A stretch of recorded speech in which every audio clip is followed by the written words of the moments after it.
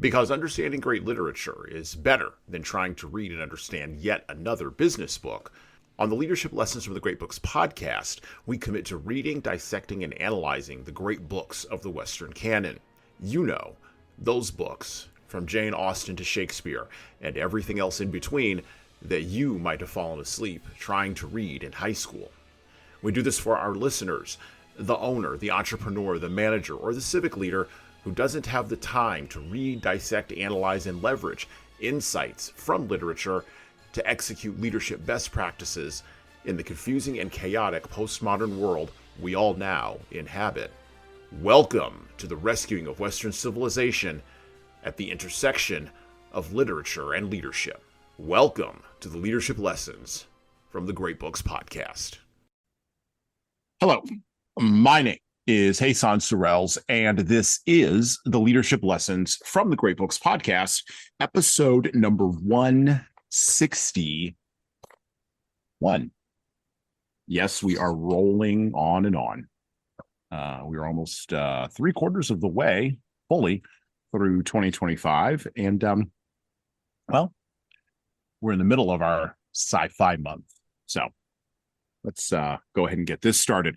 From the most important book in the Torah, or what the Gentiles term the Old Testament, comes this interesting story that acts as a chapter break in the much longer story of the seemingly, or must have seemed to him, interminable exile of a man named Moses.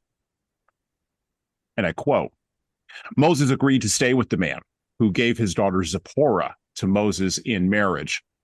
Zipporah gave birth to a son, and Moses named him Gershom, saying, quote, 'I have become a foreigner in a foreign land,' close quote."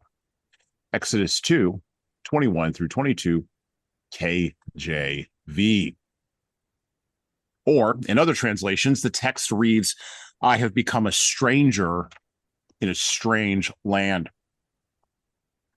Our book today is probably the best attempt by any human being that I've read to date to attempt to construct how a non-human mind, a stranger in essence, would operate in what to them and to their perception of reality would seem like a very strange land, meaning Earth.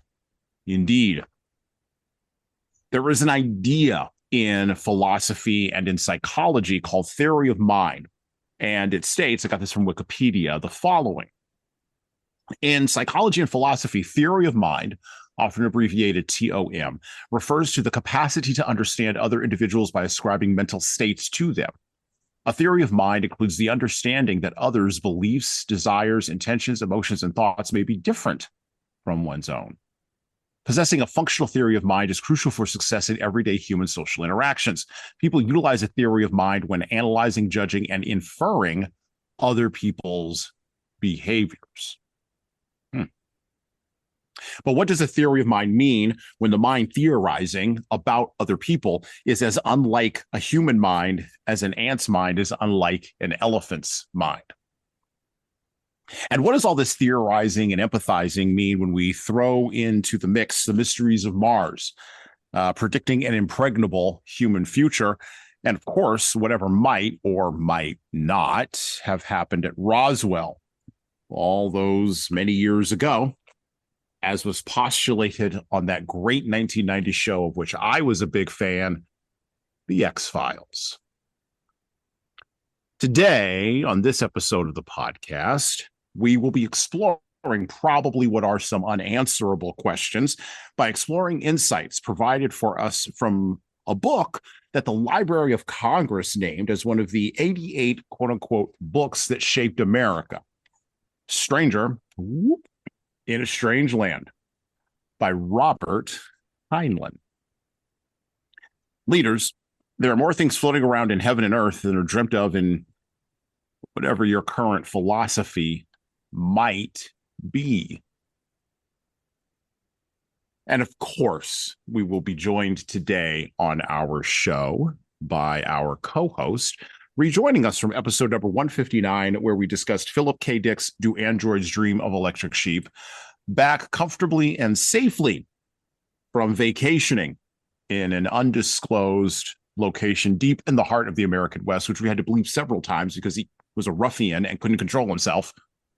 Episode 159. John Hill, aka Small Mountain. How you doing, John? Thank you for protecting me from myself and bleeping out any bad attempts to kind of share where I was, right? We are back in the saddle. I know everyone is very confused when I do take a vacation. Believe me, it was kind of confusing for me as well, but we're back in the saddle. And I am so excited to talk about this book with you because for anyone who's listening to this, this was my idea, by the way, right? I don't know if you're going to bring that up or not, but I'm the one who floated this book to you. And I can't wait to hear what your thoughts are on it. So this book, for lack of a better term, I won't say struck me dumb, but I could definitely see where 30 years ago, if I had read this when I was 15 or 16, and some somewhat more impressionable years, particularly with my viewing of the X-Files, I'm going to bring that up here extensively.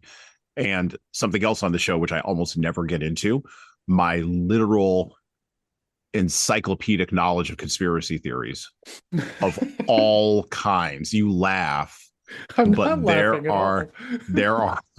there are when I talk about conspiracy theories, I'm one of those people that tells other people that are getting into conspiracy theories now to don't do it. Don't do it. It's a rabbit hole.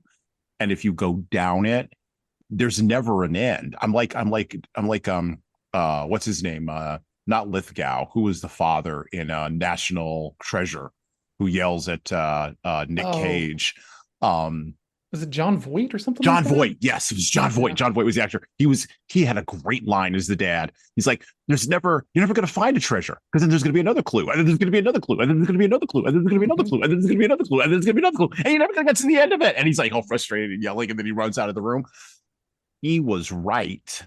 Maybe not in that He movie. is. But that's if I'd read this book with the way I was deeply influenced by conspiracy theories, and not for like a little bitty tiny bit of time. No, no, no, no, no, no, no, no, no, no, no. All of my teenage years and a good chunk of my 20s were phenomenally constructed around what may be going on the underside of the world that is not quote unquote common knowledge. Mm-hmm. And so that's why I brought up theory of mind. This is why I brought up X-Files. This is why I brought up what may or may not have happened at Roswell. By the way, a conspiracy theory that began with absolutely no help from the internet. We'll talk about that here today. Mm-hmm. So this book would have literally probably struck me dumb if I had read it earlier. Now, having been through all that and having come out somewhat scarred on the other side. The most I'm telling like, ever in history. Well, I'm like Jay-Z. What, scars will scab? What are you gonna do? What are you gonna do to me? It's fine. I look at Heinlein. I looked at this piece of writing a little bit differently. But I still have that. There's still that 15 to 18-year-old Jesan in there that's still yelling at me that I'm a punk, and so it's fine. So we're going to explore Heinlein. We're going to explore the theories. We're going to explore the ideas. We're going to explore the big themes from this. I would encourage people to go back and listen to episode number 160, which is our intro episode, where we talk about Heinlein's background. We talk about who he was, how he came to write this book. Something that's fascinating that I would like to bring up here, and I don't know, John, if you know this, but he was a person who he alleged that he finished writing this book in 1950, which I kind of actually believe, and then he withheld the manuscript for 10 years from publication. He made a decision to censor, for lack of a better term, himself, because he didn't think society was ready for his ideas. And so I look at it and I have to put it in the context of that writing, where he goes in the book. Mm-hmm. And then, of course, there's things that, and we'll talk about many of these things today on the show, but there's things that have popped out of the ether that he had no beat on, like zero beat on whatsoever. Hmm. Um, and yeah, so we'll talk about all of that. Um, as usual, I will point out that this book is viciously protected by copyright, so we will not read directly from the book. We'll summarize sort of some overarching themes from the book so people can get a flavor of this. By the way, So this can I add a little color to this yeah, go conversation? ahead. Add a Okay, little color so while I'm turning towards the first part. Yes, go ahead. now because I didn't realize this, are you reading the unabridged version or are you reading the mass market original version that was originally published? I am reading, let me see. Let me look at the copyright. I am reading the original version, not the mass market version. Okay, what's the date? Let's see. I have 1961 and then renewed 1989 by his Okay, wife Virginia, and then assigned 2003 to the Robert A. and Virginia Heinlein Prize Trust by okay. Penguin Random House. So what is fascinating to me about this whole thing? Okay, Mm-hmm. I have a lot of history around Heinlein in this book specifically because I was 11 when I read this book, right? Ooh, And okay. I had gone to my brother. My brother was 5 years older than me and a half brother, and so his dad had all this pulpy science fiction, right? So the Burroughs, the Chronicles of Mars, right? And very wide but very pulpy science fiction fantasy stuff. And so I'm reading a lot and I'm in fourth or fifth grade. And I go to my brother and I was like, hey, do you have any books I can read? I'm tired of Judy Blume and Beverly Cleary and stuff. And he was like, yeah, okay. And he goes over and he starts like looking at his shelf and he pulls some books off of it. And he's like, don't tell mom. Okay. I'm not going to tell mom and everything else like this. Right. And so in those books were, I mean, books that were not really, I mean, 11-year-old. I mean, there's so much going on in this book, right? But this was in 90, right? So I had never read the full unabridged version of this, right? The version that I read was the version that is kind of talked about in this book. Mm-hmm. And it was always very weird because this wasn't my first Heinlein book, right? Heinlein. I don't know exactly the right way to say it. We're just going to go along with it. RAH is how I think about him in my head. So my path to here was like Number of the Beast was the first thing by his that I had read, and just because the title sounded cool, and it's about multi dimensions and time travel and all this very interesting stuff, but the themes were the same, and so like this was actually my third or fourth book by his that I had read, and it wasn't my favorite, right? Because I was already getting used to this kind of Sorkin-esque dialogue that happens between Heinlein characters, and that wasn't really very prevalent in the other version of it. So um, fast forward to reading this book, right? I go pick it up off the shelf. Now, the the reason why me and my wife are together is actually because of this book, because the first night we hung out after meeting up and going and having a drink together, we get, back to her place, we're hanging out just as friends and all this other stuff, nothing crazy happened. And I see this exact book on her shelf and I was like, "Oh, I can have different kinds of conversations with this person and stuff like that." And that's what led to the relationship, right? So she is a fan of his stuff as well. And so she'd read this one and it was her favorite book and it was always very confusing to me. Why? Right? Because to me, it always felt the stuntedest of all the material that I'd read. So fast forward to this, I'm reading it again. It's been a very long time, right, since I'd read it because it wasn't one of my favorites. And I'm going through this book and I'm like, oh my God, like this is completely different. So I plowed through the book last week, right? I read most of it over the weekend. I think I read about 300 pages between Saturday and Sunday. And I'm like floored, but I'm also realizing because I'd read the foreword by his wife about the path of this book and how publishers were asking him to take it down and to make it smaller and everything else like this. So my point of view on it was that he knew that it was going to be polarizing and probably people weren't going to be ready for it. And so I think he took some meat out of it. And I think they were still concerned about how big, like how much it would sell, right? And of course, they're going to talk about it as like they try to censor it and stuff like this, but like it's a business, right? And you can't take too big of a flyer, right? You got to put out something that sells. And when we look at the impact that this book had during that time, I think there's a lot of room to be like, hey, the publishers had some good perspective on chopping this thing down into something that would sell and actually have a chance to like impact. But holy crap, I finished the book and then I went sleuthing to try to go figure out like what are the differences between this book and that, like as a writer, oh man, like he didn't just go through and like chop out huge chunks. He went and he rewrote the whole thing, right? So like you have to go page by page to see the differences, but everything that comes out of it is the depth that makes the book so good in my personal, because now after reading it the second time, I'm like, how did I short sight this book about, because it's talking about philosophy and, religion and great wealth and appreciating and like all these things that like I now have, I guess, connection to. Mhm. And I'm like, God, like, why was I? And then I actually had to go Googling and researching. And then I found this guy who kind of talked about the differences between the original version and the unabridged version. And then, like, there it is, right? That depth, Mhm. that nuance, all of that stuff. And here's the thing, some people don't like it. But if you're a fan of his writing, you're probably not going to like the shortened up version. And that was a whole interesting kind of like moment yesterday after finishing the book and then being like, okay, cool. I want to go see what I'd missed. And I hadn't missed anything, but the depth of it was not present at all. Very fascinating for me as a guy who loves this author, likes this book a lot, coming to it now after a person who thinks and studies these things that I pay attention to. Well, and Heinlein came to, I think, writing this book in a way that was reflective of sort of an overarching ethos that he held as a human being. And his overarching ethos was early 20th century progressive.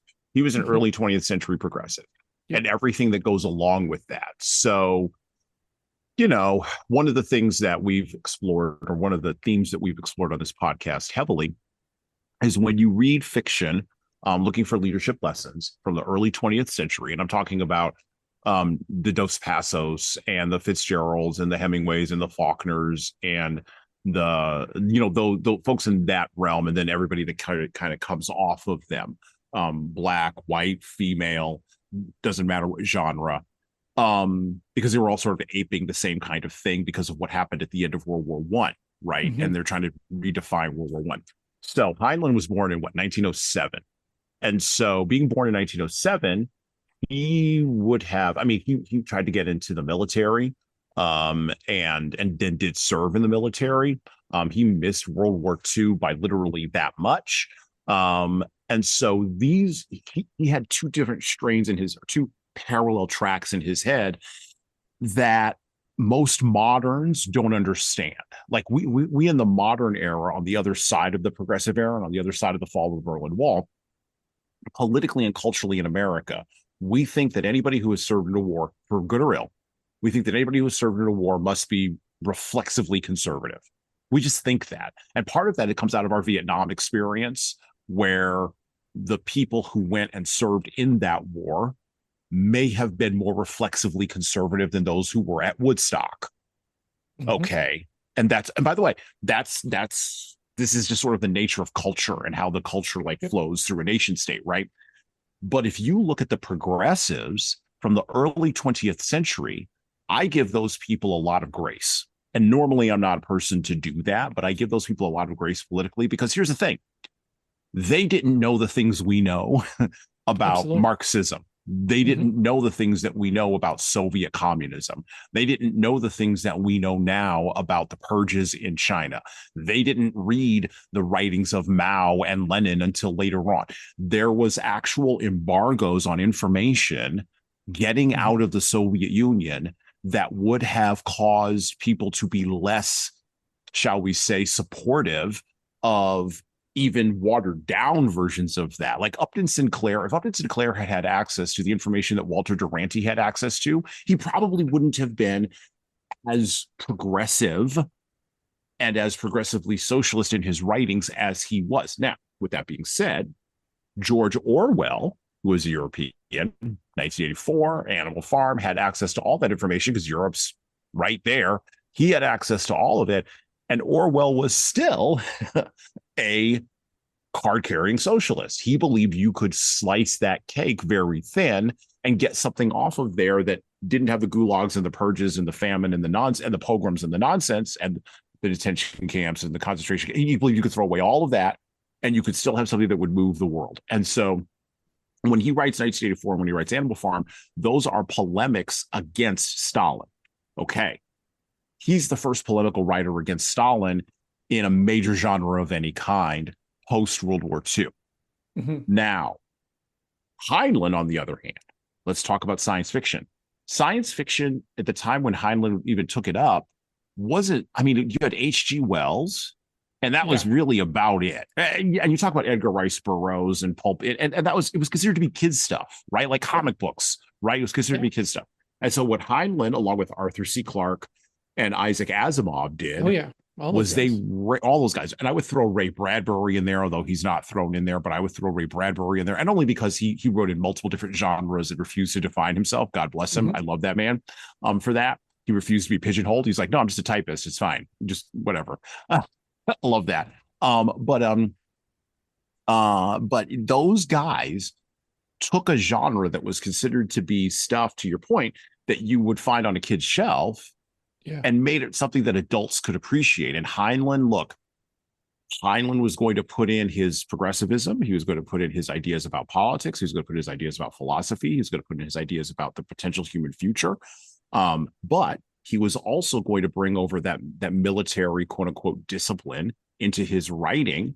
And I see strains of that, not even strains of that. That's all over the place in Stranger in a Strange Land. Like you Yeah. talk about him rewriting certain sections. The only way you can do that is if you have a not rigid, but you have the discipline that comes from, and you know what I'm talking about here, the I do. discipline that comes from having marched around and wrote in ROTC for 10,000 years and then thinking that that was the thing you were going to go do, you know? So I look at Heinlein as a rich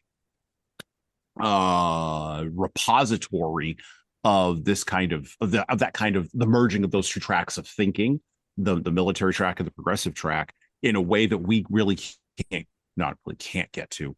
It will take a while for us to come out of this cultural moment to get to I somebody like that again, because we're just too bifurcated right now. We're just too I bifurcated on our thought process. so I I love that, right? Because like it's been a long time since I've really kind of like steeped in a bunch of Heinlein and everything else like this, right? And getting back used to Jabal Harshaw as a character and how he goes around and stuff like this was uh interesting, right? Like By the way, okay, as I'm the son of a lawyer, everything that Jabal did, and I've been surrounded by lawyers my entire life. I've this on the podcast for a while now. Uh, that's exactly what lawyers do. That's yeah. exactly how they behave. He nailed it perfectly. I mean, like now I do think that I think it's easy to read this book and see Jubal as like this, out of touch, out of date persona, and he treats women badly, and and like I saw some reviews of people just like penning this like badly and everything, but then get to the end of it, right, where he kind of like shares some of the stuff of, like I really appreciated that one conversation where I think he calls in Anne and he's like, "Have I ever been rude to you?" And she was like, "No." Right. And to me, that was such like a moment of like, there is, and I hate this. I do not like this, but all the people that I rail against who are going to treat people as disposable or specifically salespeople, and you don't want it enough, so we're just going to write you off and everything. If they run enough volume, they will filter out and be left with people who are motivated by the way that they're motivating them, right? And relationships, I think, are the same thing, right? Some people want a stronger presence and then other people don't, right? And so I was kind of going through it and then I was kind of like, oh God, like, oof, and then, but wait a minute, that's what some people are looking for, right? And Mm-hmm. and like I need to kind of remember that whenever I get a little judgmental and heavy-handed with it and stuff like that, because it's just not for me, and that's okay. Right, right, exactly.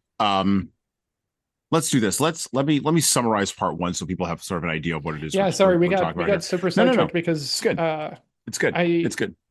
Yeah. yeah, Um, there's so much in this. There's a lot. yeah, there is. I can only read maybe a few pieces here. Heard, yeah. Um, so I'm going to read just the opening of part one that I have, his immaculate origin, and then I'll talk a little bit about what part one is. And by the way, the book is structured really interesting to me in an Agreed. interesting way to me. There's a part one, a part two, part three, part four, and a part five. And it's a well over five, at least the version I have is over 500 pages. And Mhm. so these pages are, I mean, these sections are chunks. Like you have to follow through a narrative structure in this. Yep. And then he very cleverly ties the narrative structure from one section into the next section and sort of Yeah. lets them bleed in, lets each section bleed into the next. So it doesn't feel as if it's bifurcated. And he sort of is he's writing in the mode that, weirdly enough, Tolkien and probably C.S. Lewis were also writing in.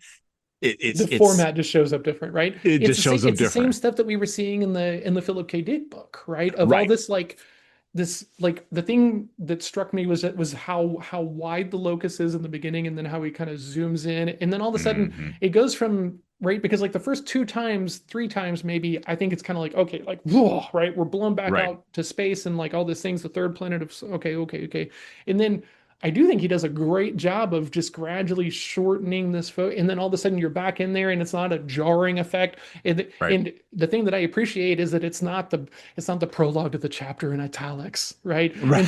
And so then they don't have to put any like thought or effort or craft into how they're gonna, right? It's lazy writing, it's lazy world building, right? And Right. as a guy who reads a lot of science fiction fantasy, I just like when people figure out a way to weave it in, as opposed to here's 3 pages of exposition because we're lazy and you're just supposed to appreciate it because this is part of how, like, not be better. Sorry, soapbox, deep breath, woosah. Don't be a lazy writer in any genre. So it's really hard. And I know this as a facilitator who spends, I used to spend a lot of my life, not so much now as I did in the past. But when you are speaking extemporaneously or even from notes, and you are speaking live to a group, like I just did this this weekend, right? Mhm. When you are speaking live to a group, or you are speaking extemporaneously from notes that you have written, but you're not bounded by that, the hardest thing to do is to do transitions. That is the Oh, hardest thing to do, because you not agreed. only have to transition yourself, you have to transition the audience, which is why I on this show we take a pause and then we do our transition, I love kind that. of like this.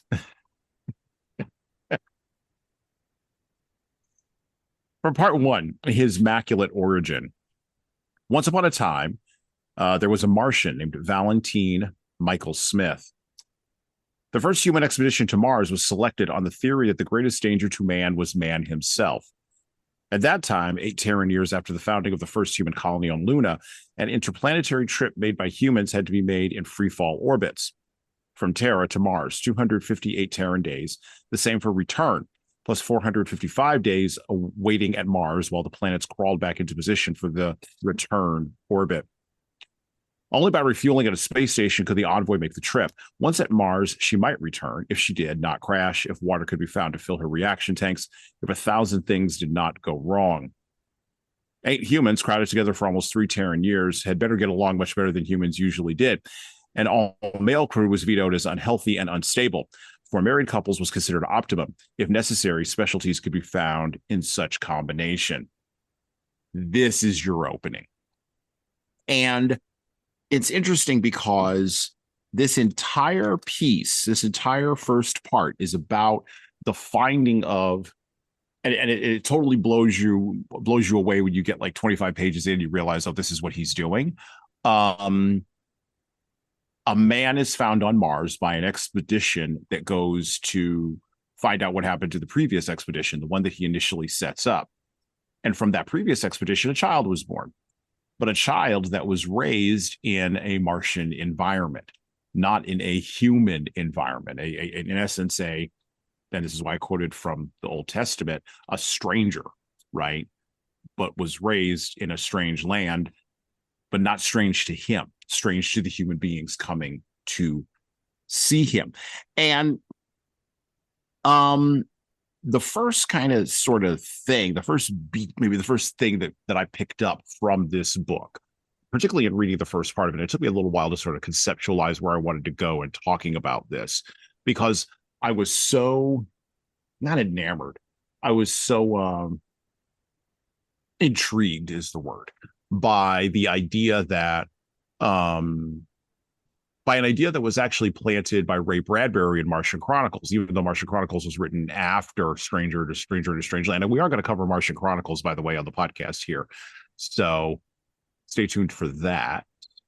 If you need But a co-host, I think I know a guy. oh, But well, I might not I've, get invited back after asking you to read this one. I've got a guy. But Okay. yeah. But I think this book acts as a sequel to Martian Chronicles, because the clever thing that Ray Bradbury does in Martian Chronicles is he makes a claim that I think Heinlein takes to its logical conclusion, even though Heinlein wrote Martian Chronicles, not Martian Chronicles, sorry, Stranger in a Strange Land, probably right around the same time Martian Chronicles was coming out. They were probably written in parallel. So there's no way they would have known what each other was writing. But it just says that there's other things in the zeitgeist other than just, when it comes to creativity, there's other things in the zeitgeist floating around. Ideas don't just come to one person. So there's an idea in Martian Chronicles, and it's probably the most intriguing idea that Ray Bradbury ever came up with. And it is the idea that Mars changes you more than you change it. And Heinlein takes that to its logical conclusion with a child. Unto us a child is born. Anyway, and don't worry, that's going to pop up later on. And and that's why because Heinlein was also clever and snarky, that's why he calls it his maculate origin, not immaculate origin, his maculate origin. So the mission goes back to, or a return mission is made to Mars after the first mission, quote unquote, fails. The child is found, all grown up, but having grown up in low Martian gravity and having grown up around Martian people, if people is really the term that you want to use. And he is then, and even he and she and gender doesn't really stick either. But that person, that entity, is brought back to Earth. And then from there, we kick off into the action. By the way, he's held in quarantine in a hospital initially. That creates some problems. And people are not allowed, human people are not allowed to have interaction with him, with the exception of a nurse named Jill. That's going to be important later on as well. One of the things that struck me in the very first section, though, beyond just those things, is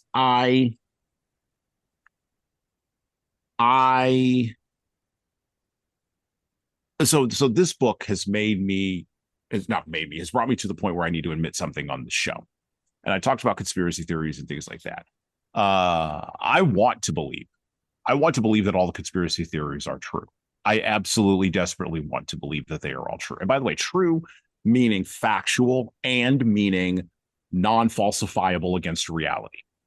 I want to believe that there are shadowy cabals running things, doing weird stuff. I absolutely want to believe that. I want to believe that there are people in power doing weird things and hiding weird things from us, because from my perception of reality for many years, you get to a certain point on explanations of things, and it's either incompetence and stupidity, or it's competency and venal evil. Those seem to be our only two choices. Now, there is a third option. There, and the third option is, and it is a Minority Report, to frame from another book title by Philip K. Dick. The Minority Report there is that there are good people who have stumbled into bad things. Now, because I filter most things in the world through the way I look at the world, and one of the things that influences my worldview, I said this before with John, one of those things that influences my worldview is my religion and how I interpret that in the world, both for how I walk through as an individual, but also how other systems and processes work, and how I should relate to those systems and what I should do. I do believe that there is good in the world, but I also believe in the existence of evil. I absolutely believe in the existence of evil. Now, how we define evil, what label we put on it, who gets to define it. By the way, this also comes up in part 2 of Stranger to Strangeland. I loved Jubal Harshaw's sort of having to go through his nonsense with all of that. That was great. That was so good. I'm glad Heinlein had the courage and the guts to actually write that down, because he thought, I could tell you for a fact, that's what he thought was going to get him in trouble. I mean, I think it's much more the religion stuff that Oh happens. yeah, it was the religious stuff. It was, but see, the first he writes the first part of that, and then in part 4 and 5, he takes that to its logical conclusion, and he thought that was what was going to get him in trouble. We'll talk about this later on, but what he didn't understand was religion was, and yes, I do mean Christianity in America, was hitting its high water mark in the 1950s, 1960s, and 1970s. That was the high watermark of religiosity in America. Okay. And everything has been, and I know secular atheists and people who come from a more pagan background, people who come from other religious traditions don't believe me. Huh, I'm deep in the Christian religion. Let me tell you, the water is going out of the tub. The water is going out of the tub. We are well on our way to being, I think it will happen in my generation, in my time, to being as irreligious, Christianity irreligious, as most of Europe. Whether this is a good thing or a bad thing, we can argue about. Whether this will free us, like Sam Harris, from our superstition or not, is we can argue about that. And we will, by the way, we'll argue about that. Hmm. But it is, as a matter of factual act, actually happening. And that's what Heinlein couldn't have predicted. But that's going a little bit ahead of ourselves. To pull it back, the question I have for John, because this is a huge question for me in the first part of this, with all my conspiracy theory mindset, belief in evil, all this. Okay. What if, I'm going to ask you a Ray Bradbury question. Oh God. Am I sitting down? Sit down. Here's a Ray Bradbury question. What if the worlds out there are really populated by the leftover signals of our fever dreams? What if people are going to show up? What if aliens are going to show up, not like an Independence Day and blast us out of the sky, Mhm. but instead are going to show up and give us every Edenic thing we could possibly ever want in exchange for our slavery? Wow, That that's where you scares went me with more. this. That Holy scares me smokes. more. That scares me more.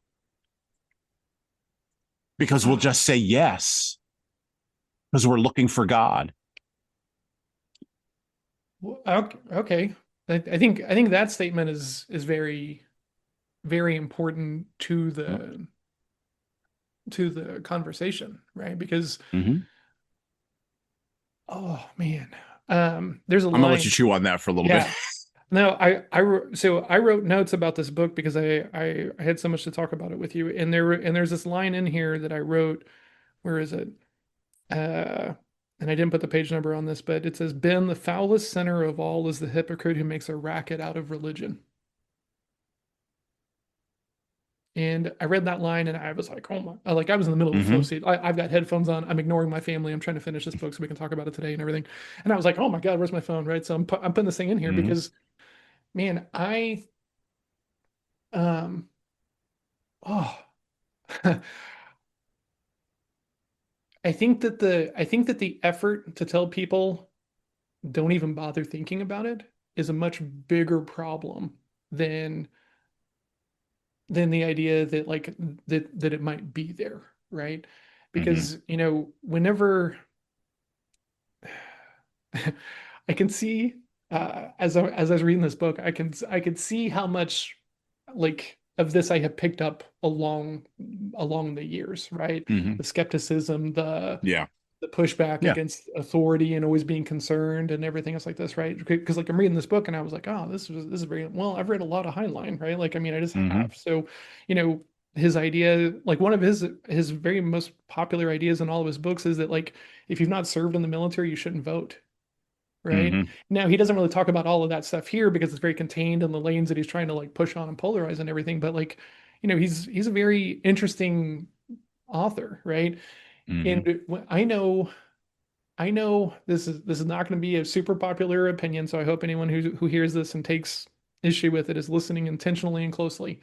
I think a lot of people are looking for God as an escape hatch because they're really scared of death. Oh, I'd agree with that. I think Now, well, and actually, I would even go a step further. I think they're scared of living. I would agree with that whole thing, right? Because we talked about this we talked about this, I think, on the last thing, right? I saw this Mm-hmm. bumper sticker and it was like, hey, if you're living Oh like yeah. there is no Jesus, I hope you're right. And we had this conversation because philosophically for me, I'm like, do you guys really want don't have anything better to do crowd, because to me that kind of goes against the idea of the philosophy behind the whole thing, Mhm. right? And that to me means a So sale. at the high water mark of the 20th century of religion, we were Mhm. Christianity was taking everybody, Oh everybody. yeah, no, I know. Right. But now what you're seeing as the wave goes out is you're seeing, well, I'll give you a statistic. So among younger millennials and Gen Zers, the ones who do attend church, which church attendance is ridiculously down in the basement with all of them, but Hmm. the ones who do attend church, they are not attending mainline Protestant churches. They're not attending the kinds of churches that Heinlein satirizes with the Fosterites. They're not I attending mean, those kinds of churches. They're attending Eastern Orthodox, traditional Roman Catholic, the return of the Latin Mass, the return of traditional Protestantism, the kinds of warfare that people who are not involved with that world don't pay attention to, that's that's going on fair. right now, is kind of unbelievable. And Heinlein could not have predicted any of that at all. He would have been That's totally very fair. blind to that. Very Would have been fair. totally blind to that. And so what you're seeing is a return not to not a because younger millennials and older Zoomers and younger Zoomers too have already been through the hedonistic pagan stuff of Brave New World, and they've gotten to the end of from their perspective. They've gotten to the end of that, and now they're asking the meaning question. But they're asking the meaning question without having ever had a religious sort of underpinning, right? And so if you're asking the meaning question, but with no religious underpinning and everything else philosophically does not serve or does not fulfill, Hmm. where are you going to go? Well, you're going to go to the hardest thing possible. You're not going to go to the mega church with 800 people every Sunday. You're going to go to the much smaller church in your town with maybe 100 people every Sunday and get baptized.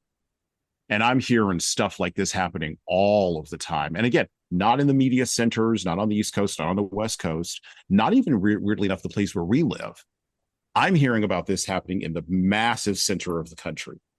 Hmm. And it gives me a chill because, well, for a whole variety of reasons, but one of the things that we've never successfully done in America, ever in a Christian tradition, is we have never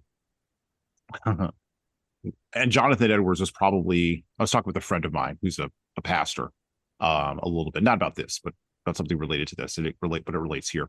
He said that Jonathan Edwards was probably who was ahead of the Second Great Awakening back in the 18th century, just before the Civil War. Jonathan Edwards was probably the best preacher that America's ever produced that came out of an American tradition that wasn't trying to do something that came out of Europe. He wasn't trying to replicate a European religious tradition here, but he got a disease at the age of like 45 or 46, something like that, and he died within 48 hours. Oh, wow. Right. Like he hadn't even hit like his peak. And back in the day, you started hitting your peak as a pastor when you were in your 50s because you were old enough to have known something and lived some life, right? Yeah. Okay. Well, once Jonathan Edwards was struck down, for lack of a better term, um, you had a bunch of people fall back into that space. And this is where you get the strains of Mormonism. This is where you get an LDS. This is where you get sort of the more cultish kind of things. This is also where the Baptist church really begins to sort of take off and really begins to arc out from rest of mainline Protestantism. The Presbyterians crack up, the Episcopalians are trying to hold everything together. So all these sects in America start jostling for believers. The Hmm. mid 20th century was the high point of that jostling. Now we're on the downhill slide of that jostling. And what's happening is, again, for those people who aren't paying attention to any of this, because you're in a business context or it's just not something that you care about, or you're doing something else on Sundays, like maybe doing the New York Times crossword puzzle or whatever. Okay, fine. I'm just here to tell you this is starting. The concentration of this is beginning. And I don't know where this winds up. I don't know. I don't know where it winds up at. But I do know that when people don't believe in anything, they don't just go to believing in nothing. They're going to backfill that eschatology with something. And Heinlein knew this too, by the way. Yeah, yeah. That's why he wrote about. That's why he wrote about this. But anyway, sorry. Go ahead. I okay. So we live in the South, right? And Yeah, exactly. Yep. my Bible phase was very much a Southern Baptist kind of Hmm. mode, right? And I Well, you went said you were to 11 in 1990. yeah, So you were or at the 10, back end. Yeah, you 10. were at the back end of the seeker sensitive movement. You were at the back end of like Rick Warren and big mega churches and all that kind of stuff. Yes, and so this is really important because my grandmother was very much a big Bible person, right? And so whenever I went Yep. to her and I told her that I wanted a Bible, she got very excited, right? And Yep. my parents are divorced. I'm trying to figure it out, and someone invited me to go to church, right? And I'm like, Hmm. okay, cool, I'll go to church.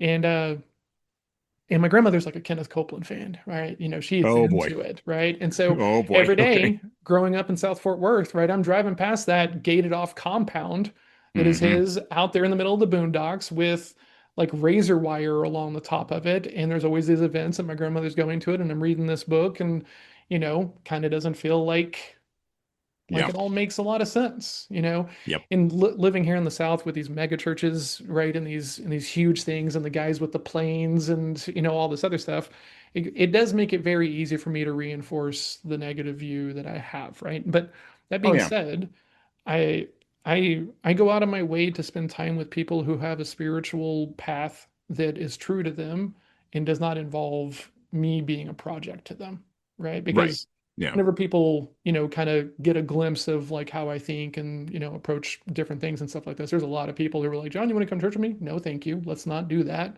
Right. right? And it's not anything that's just not for me at this stage, Hmm. you know. Um, Yep. so going through this book and being this progressive person and trying to think about the future of things as opposed to trying to hold on to the past of things, it's been very interesting going through this because I'm not seeing the stuff that you're seeing and hearing about. I'm just seeing this full court press of let's talk about potentially the laws of Oklahoma school teachers, right, that are moving from certain states Mm-hmm. having to go through a very fundamentalist religious kind of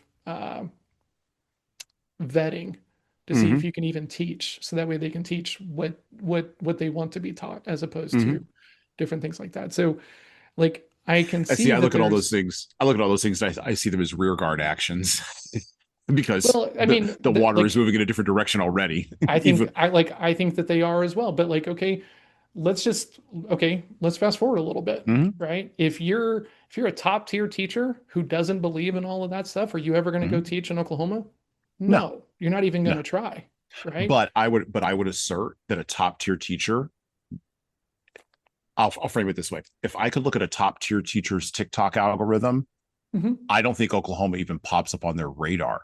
No, I know, right? And so essentially, in my not so well informed opinion, it's like walling off Japan, Sure. right? So on a long enough timeline, right? It won't be next week, it won't be next semester or No. anything else like this, but a long enough timeline, right? If there are no progressive ideals coming into the teachers that are teaching the people, right? What happens to those people, right? There's eventually going to be this big kind of gap, right? Of not everyone thinks and feels the same way, right? So Per- go ahead. Perhaps I would say perhaps, and I think Heinlein was anticipating this, and this is I why think he so set too. up the Fosterite sort of ideal. Hmm. My thought is, and this where I get to the aliens piece, right?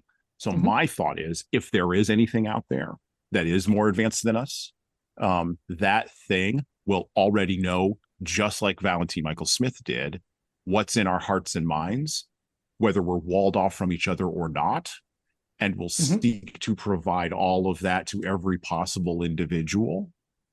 And of course, we'll have the means materially to do so. And now we've got everybody going in this direction, regardless of whether they're walled off or not. And the people who will really be, well, the people who will be, shall we say, persona non grata at the party are going to be people who are going to look at that and go, "Oh, that ain't it." On both sides, by the way, on one Oh side of the yeah, wall or the other side of the wall, and we'll 100%. go, that that ain't it. And my concern has always been, or my fear has always been, I'm even getting a chill just even bringing this up now. My fear has always been that there aren't enough people on either side of the wall who are critically thinking It's going to be a really tiny That's a teapot. concern. That's my That scares the hell out of me, actually, to be I quite blunt. because that's always my biggest concern, right? Because like I don't think that we're served by like the old stuff that like my family would talk about when I was a kid. You know, we don't talk about these things, right? I don't even Yeah. tell you who I voted for. I don't think that's ultimately helping, right? I think that that Right. leads to these little dead zones of understanding other people and asking questions, right? And then it evolves down to, please help me understand how you could even vote for someone else. Well, when you say it like that, you don't have the language to get it, right? And the part that I Mm-hmm. think Heinlein does the most amazing job of framing this up is whenever he has that Stinky Mm-hmm. character who is Arabic, right? Mm-hmm. And Yep. has his map of the world based upon a different language that is not English.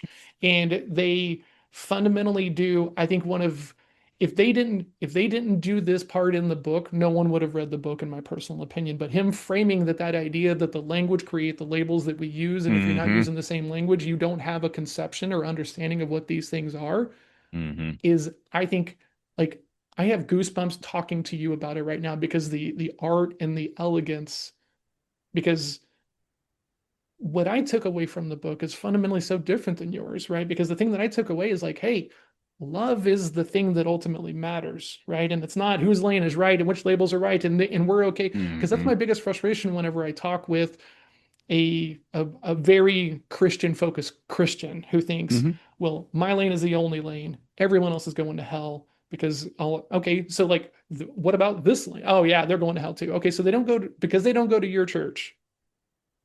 There's nothing of value in any of these beliefs. Absolutely right, right?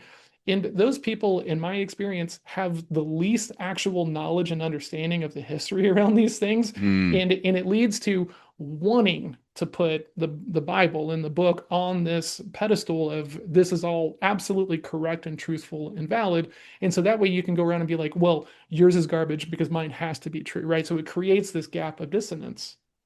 But this is a strain that has been, it's either been a minority strain or a majority strain in the American Republic going all the way back to the founding.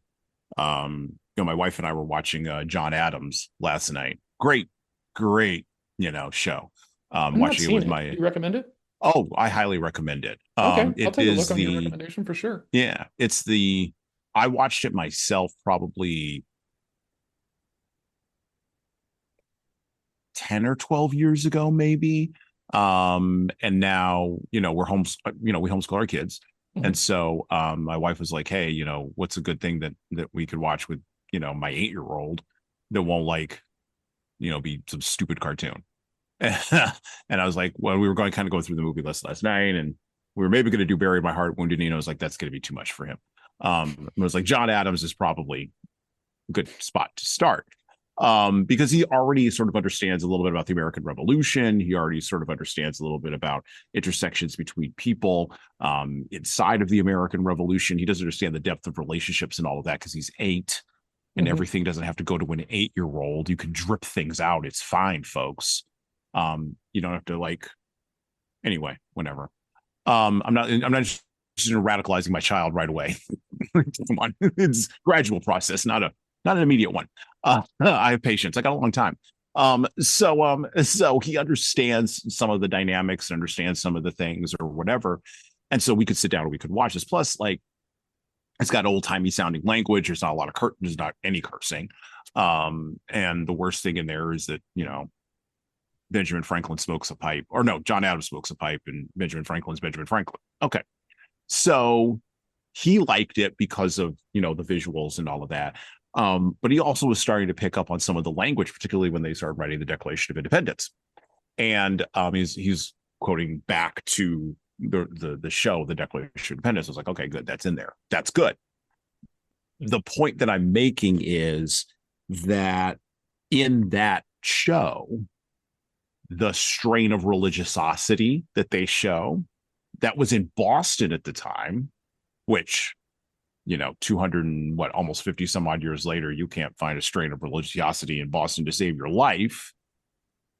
That strain was huge in driving the founding. Mhm. It was massively gigantic because those people were what, 3, maybe 4 generations away from the Puritans. Yeah, something Um, like that. something like that. And so their conception of the world was very much driven by not only God save the king, which they said completely unironically, by the way, but also was driven by we need something else. We need to, as a lawyer buddy of mine said, we need to close the loop on the Magna Carta, right? Which is really what they were doing. They were closing the loop on the Magna Carta. Does the king have a divine right to rule or not? What does divine mean? How do we set up gods on earth? And it's interesting how they're setting up Thomas Jefferson too. I'm noticing some things about him that I didn't notice before. How they set up him as a character, which I thought was very interesting. Um, but my point is this: there is that strain that has been in the American founding ever since the beginning, and then there's cussedness that just comes off of that. That's irreligious. Like Thomas Jefferson he made his own, and we'll close this in a minute. But Thomas Jefferson created his own Bible. Most people don't know this, where he cut out all the parts that he found to be objectionable and just left like the red lines from Jesus. Like we've been making up our own thing ever since we got here. Yeah. And that was part of the promise, quote unquote, the way that it was framed in an American context, that you would be able to come here. Yes, there would already be people here, but you can wipe those people out. Let's not talk about that. But you'd be able to come here. Oh yeah, let's not talk about that. Oh, and they were fine with it, by the way. They were like, no, we have the guns, we have the Bible, we have the right. What's the problem? Like, why is there an These issue? other people must be savages. Yeah, like, come on, what do we do that? Well, and what's interesting is you go to like the American Southwest, and the Spanish talked about the Indians in the exact same way. So it wasn't just an English Puritan thing; it was the whole European conception of the world thing, right? I mean, we kind of like we have a recurring theme of We do. loving to short sight anyone else who is not in the blink European. of an eye at the same technological level that we are, right? Because That's right. we get here, right, and we're on boats with muskets and everything, and we're like, yeah, but you guys are the simpletons, so we just deserve to take all this away from you. Like, Which, by the way, we've explored in science fiction. That's the whole point of War of the Worlds. absolutely, yeah. Mm-hmm. That's the whole point of that book, is that someone else, or Independence Day, right? For those of you, the original Independence Day, like something comes from the outside and is like, hey, guess what? We're going to colonize you and take your air and your water because you don't have the weapons to defend yourself. So this dynamic plays out, in multiple ways across the American continent. And I just think I think. My concern is if my conspiracy theories are right, and we're in a lot of trouble.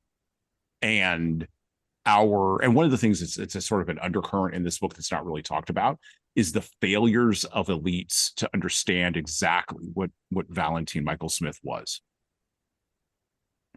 They failed to understand exactly what he was, from the Secretary General all the way to the guy who was running the Church of the Fosterite. All of the elites, all of them, anytime they had any interaction with him, they had absolutely zero understanding of what they were dealing with. And I think that's a hell of a lot more common than we give it credit for. Oh, well, like, I mean, we're saying the same thing. We're just talking, like, I'm talking about the broader civilization thing, and you're Sure. talking about the specific, but that's absolutely true, right? Like, and to me, that goes back to like the language and the map and the labels and everything else like this. Like, I had a version of this, and it's so funny that this happened to this. Like, I don't like the word luck, really bothers me, right? And whenever someone is like, oh, John, you only are here because you got lucky, right? Bothers me, right? Now, I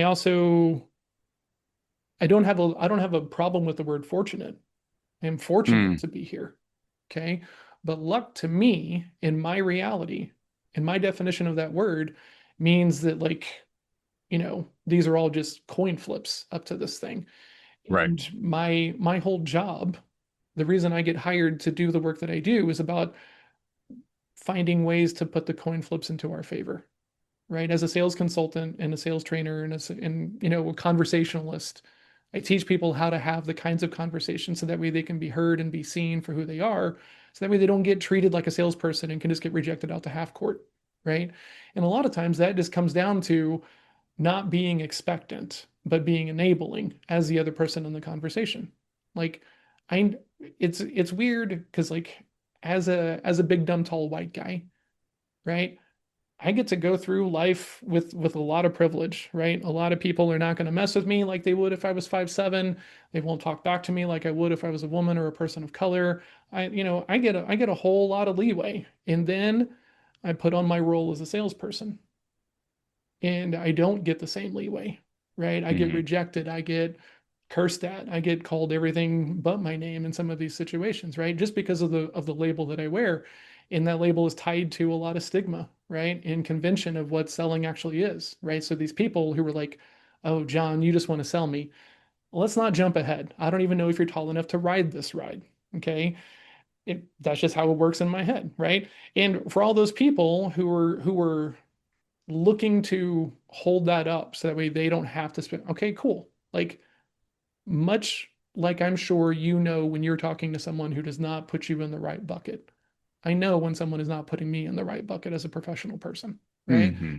And so when I'm going through this book and I'm seeing all these people intentionally kind of, not intentionally, they think that they're making reasonable adjustments to this person, right?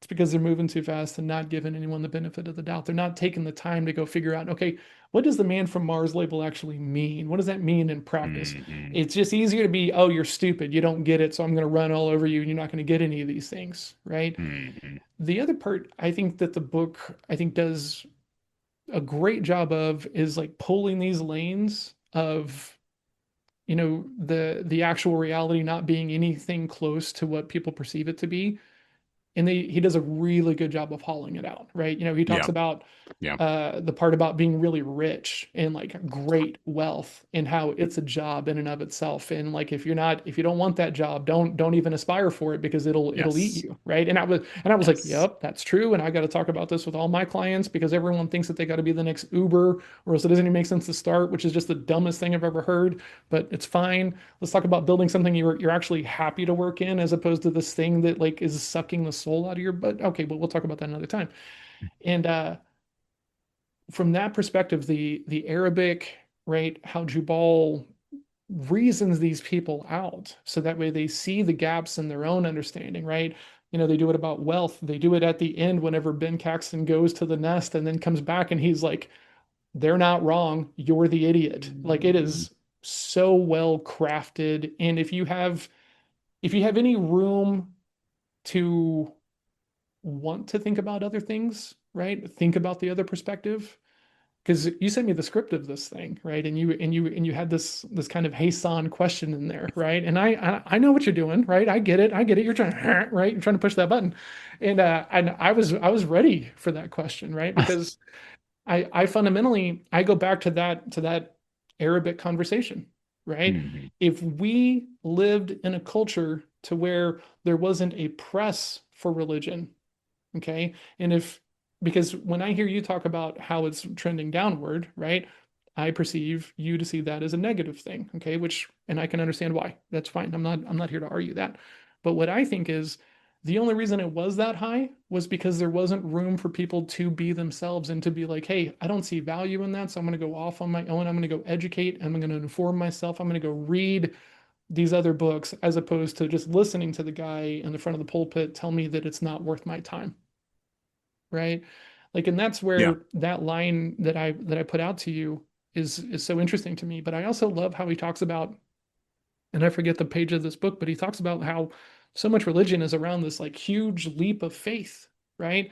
And they put it up Hmm. there, and I could remember going to people as a kid, right? I'm going through my Bible phase. I'm going to disciple now in church camp. I gave up and gave my testimony because someone told me on that I'm not a real Christian if I don't do this thing and everything else like this. And then I'm going and asking, like, how do we know? How do we know? How do we know? And it was just faith and faith and faith and faith and faith. And it was just like, cool, can't go with you. Right. Like Hmm. I just can't. And I think the idea that like language provides a different scaffolding, a different way to think about labels and interpretations of them and stuff like this. Because if it really is just about love, right? Is any lane that pushes love ultimately that bad? I mean, isn't it better than like not believing anything at all and pushing people away, because there are so many of the used car sales people pushing that method of like, hey, you know, the Fosterites, I've been in those conversations, right? Well, hey, you're a sinner. You can still come to church with us. Okay, cool. How excited am I supposed to be now? So it's interesting. So let me do this. Let's transition to the second part because I want to Sure. talk about Jubal, Yeah, I because want to talk about Jubal's Jubal a lot. critical to Yeah. understand all of this. Um, and I have another thought underneath, because I don't just read one book at a time. I read like 5 books at a time. Same. And I also have and I also read books in different genres. So currently I am reading a bunch of books um in the Jewish tradition around the Old Testament. Okay. Okay. And Judaism may have something for you, or an answer to a question that you actually have, at least as I understand it from my extremely limited understanding of what exactly is going on in that faith tradition, which informs not necessarily American Christianity, but which informs Christianity, period. Which I think is also something that Heinlein misses. This is why he leaps to Islam, which is fascinating to me. And he didn't leap backward to Judaism. That's incredibly fascinating to me. And I'm going to tell you I why in a think he minute. does it like I mean, my perspective is that he's doing it to piss people off, right? I think Yeah, if he made it Judaism, it would be close enough that a lot of people would be like, yeah, we can believe the same things. But when we take like in it wasn't like in like the 80s and 90s where like, hey, let's just put a guy in the cape, right? And I'm forgetting what the actual technical term is, but let's put someone in Middle Eastern garb and make him the bad guy, right? sure. Yeah. Like we're not in that part of the culture, but I think that if he hadn't made it Arabic in something so big and so known and so much of like, oh, against us, we can't ever be on the same page, I don't think anybody would have taken the note. I think he made it Arabic because in 1950, no one knew, and or no one knew. Very few people in America knew exactly what was in the Quran, because during that period of time in the Middle East, if you go back and look at it, they were just coming out of British colonialism, which is why the character in here, sort of is framed in a British context. Hmm. The other thing that had happened, which was a big geopolitical event, was the Nuremberg trials. And so you weren't going to go and beat up on the Jews, because from your cultural perspective in 1950, they had already been beat up on enough. I mean, the modern nation state of Israel wasn't established until 1948. So the time that Heinlein is researching and writing and putting together his thoughts for this book, the modern nation state of Israel is beginning to rise. The Nuremberg trials are happening. We are actually finding out, not actually we, the world is having to deal with, particularly the secular nation state world, is having to deal with what they let Hitler get away with. A lot of dynamics there. And so I wonder if he picked Islam because it was the least offensive option out of the three. That's what you find a point in a time when least offensive meant nobody knew enough to go and check him or go and correct him, right? And he could be sort of and I'm not from a malicious standpoint, but he could sort of be the person who kind of defines this as an exotic other, which Edward Said would come along a lot later and talk about the othering of the Orientals, which, to Heinlein's credit, he doesn't use that term here in the book, but that was something that was floating around in the 50s and 60s in America. I mean, the Shah of Iran was running things in Iran the Shah was running things in Iran from the 1950s to the 1970s. I mean, Iran was a modern, if you look at pictures from that time, Iran was a modern Persian nation state. You had Hmm. people walking around, women walking around ungarbed. At the same time in Turkey, I can't remember the general, but he had banned all fundamentalism. Period. Full stop. He said we're going to be we're we're going to be a modern nation state, and so he took all those people that we currently associate with fundamentalist Islam, and he basically locked them up in gulags and told them to shut up. Which is like absolutely the best way to quell any kind of like Oh outside yeah, perspective and it movement, didn't right? turn out to be a problem at all. No, it's fine. No, that didn't have any ramifications in the latter part of the 20th century at Not all. at all. Yeah, not at all. Yeah, no, no. Yeah. And the Saudis at that time, well, I mean, the Saudi royal family, by the way, side note, Saudi Arabia is an entire country named after one family. So anyway, the Saudi, just a Good side for note, just them. something, they were at a time where the number one rule, and it still is the number one rule in the Saudi royal family, is we control the oil never stops flowing. That's the number one rule. After that, you can do whatever you want. After that, you can start up madrasas, you could be fundamentalist, you could be Wahhabi, whatever you want, but the oil never stops flowing and we control the oil. That's why they kicked Osama bin Laden out of their country and sent him to Afghanistan, because they couldn't handle that dude anymore. Mm-hmm. Anyway, that was all going to happen 20 years, ahead, which is why, again, I look at this book through, the lens of all the historical stuff that happened after Heinlein wrote it. And so, to your point, I get what you're saying, but I think at that time it was considered an exotic religion that would have been the religion of modernity. Absolutely. Moving forward. Now, and heard, yes, right. It is so unknown that he can kind of drop his flags, right, and there's not going to be a whole lot of people over him and everything else like this. But I've read a lot of this guy. Yeah. I don't think he's pulling punches in the name of, well, these people have been beat up enough, so let's find someone else to beat up on, right? Like I don't I don't see him. I do think after, I mean, I've read a lot of Heinlein, that if he thought that the Judaism lens would have been better, he would have gone with it whether or not he thought that they'd been beat up enough or not. Yeah. I think he was very intentional in the analogy. Okay. Well, let's look at Jubal, because I want to switch to this. And so we pick up in part 2 of Stranger in a Strange Land. Part 2 is called His Preposterous Heritage, and the vast majority of part 2 is consumed with, and I love it how he turns the term preposterous, the preposterous nature of exactly how Valentine Michael Smith comes into his inheritance, comes into dealing with human beings, comes into moving from being unable to walk in the different gravity well of Earth, all the way to being able to swim and transpose and transport himself out of his body from the bottom of the swimming pool, while there are black helicopters. Oh, remember, I said I'm a conspiracy theory guy. While there are black helicopters flying overhead. I'm just going to read this little tiny piece here. While Mrs. Douglas was speaking freely on a subject she knew little about. God, I loved that sentence so much. Jubal E. Harshaw, LLB, MD, SCD, bon vivant, gourmet, sybarite, popular author extraordinary, and neo-pessimist philosopher, was sitting by his pool at his home in the Poconos, scratching the gray thatch on his chest and watching his 3 secretaries splash in the pool. They were all amazingly beautiful. They were also amazingly good secretaries. In Harshaw's opinion, the principle of least action required that utility and beauty be combined. Hold on 1 second. My wife is calling. I'm going to pause. Heard. All right. Let's pick up here from the break.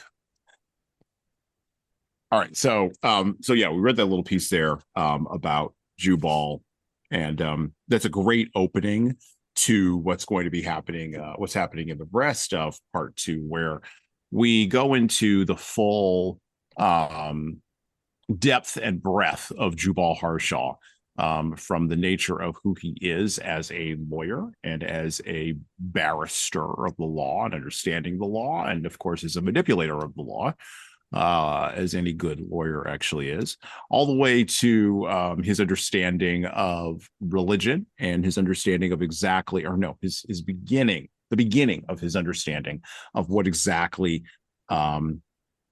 Valentine Michael Smith, the man from Mars, right? What exactly is that going to mean? We also learn more about the man from Mars and how his brain works and how he is engaging with humans in this new world, right? That he has now been dropped into unceremoniously. And the things that occur to me in this section really focus around, and I love how part 2 is called his preposterous heritage, because the beginning of it was preposterous. Well, not the beginning of it. The beginning of it and the end of it, all the way to the end, is preposterous. It has touches of Elmer Gantry. If you've ever read that book, I was reading or I was listening to music this weekend while I was chainsawing tree limbs on my property, because that's what I do to relax. And I was listening to everything from David Bowie and Space Oddity all the way to Neil Diamond and Brother Love's Traveling Salvation Show, which is a beat that harkens back to those proto Kenneth Copeland preachers who roamed the South, saving everybody, right, laying on hands and delivering the Holy Spirit, such as it were. Now, I am a person who can only live in the time that I'm in. I can only live in 2025. I can't live in 1950 or 1855 or 1965. And I came along and was born after all of that was all over. I was born in the backwash of cynicism and skepticism. I was born in that time. I came of age in that time. And not just cynicism, skepticism around religion, but cynicism and skepticism around institutions all over the place, including particularly political institutions, which Jubal spends a lot of his time running up against. So I will say this as a character, most of the things that I found him doing in the book, I found to be amusing, but not particularly surprising, because we live in a deeply cynical time that can spot that. Well, no, that is so good at spotting hypocrisy with ironic detachment that we don't recognize sincerity and we don't trust sincerity. By the way, this is what Valentine Michael Smith ultimately has to overcome, and this is why he uses church to do it. But some interesting things that occurred to me. So I have friends in a lot of different areas, and some of my friends are psychologists and therapists. And they pointed out to me something that's very interesting. Political identity is now being shaped by ninth grade. And I believe I've said that before on the show. And I look at this as political identity replacing religious identity. Now, the problem with that, of course, is that political identity is usually based on a party or a person or a movement, and those things always ultimately fail, particularly or shift. This or shift. Usually they shift, but particularly when you're young and you're a true believer, you see that shift as a failure. And this is where you get purity tests. Yeah. You get ideological purity tests, which currently there is a party in our country that is should have had a revolution but didn't, and is going to have to go through a whole bunch of ideological purity tests to get back to something resembling a center. And it's going to be quite nonsensical, I think, over the next 25 years. And they have no one but themselves to blame, by the way, this political party in America. But you also see a weird intersection in our time, speaking of being in our time, and I have kids that are younger. I've talked about them on the podcast before. We have in our time a state where human beings use, number one, we're the most in America. We are the country with the highest rate of diagnosed mental health maladies out of any country on the planet. We have it by a country mile. We also have pharmaceutical companies that advertise on our televisions, which I have a problem with, and advertise every solution and every pill with every side effect for these mental health maladies. We're probably the culture that uses the most therapeutic language on the planet. And yet we have the highest rate of anxiety and depression out of any other country on the planet. And I'm not making up these statistics. These are things, I'm not making up these facts. These are things that you can go and find out on Google if you want to. So we live in a time where social cohesion has begun to fall apart. And maybe I'm being impacted because the last couple of weeks I had an amazing social experiment, an amazing anthropological experiment with a corporate entity where low trust and social cohesion were the name of the lack of social cohesion were the name of the game.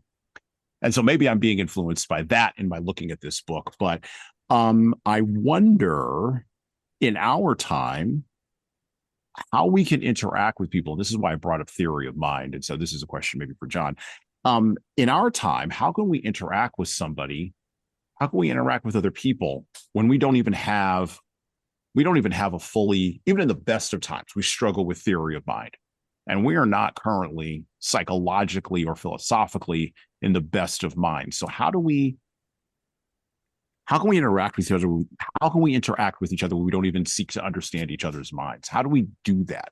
Or, or is it going to take someone coming from the outside for us to actually figure out that, oh my gosh, that person has a mind, and oh my gosh, their mind might not work like mine, and oh my gosh, that's actually something that I might want to be curious about, rather than just say, oh, that's uninteresting to me, and I'm going to, wall myself off on Blue Sky or Twitter or LA or Oklahoma, because I just don't need to deal with those people.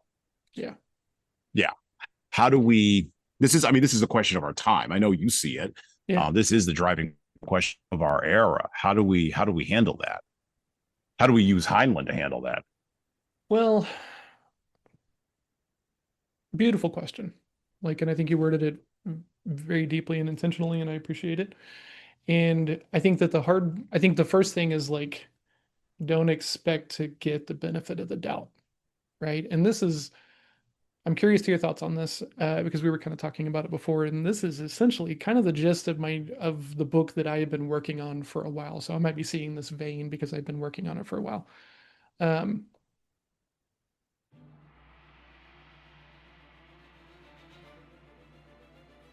Hello.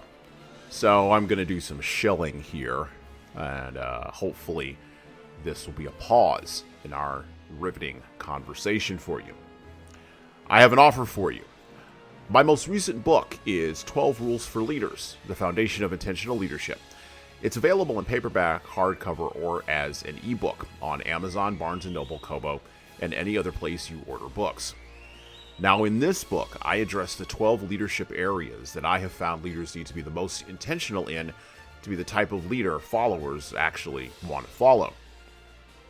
From establishing a foundation of leading teams through managing conflict effectively, all the way through leading teams through change, knowing what to do and why to do it can help readers, like the ones listening to this show, become better leaders. Look, reading this book and living it is like getting coaching from me directly without having to pay my full coaching rate. Head on over to leadershiptoolbox.us, that's leadershiptoolbox.us, and scroll down the homepage and click on the Buy Now button to purchase in hardcover, paperback, and Kindle format on Amazon 12 Rules for Leaders, the foundation for intentional leadership. And that's it for me. Now back to the show.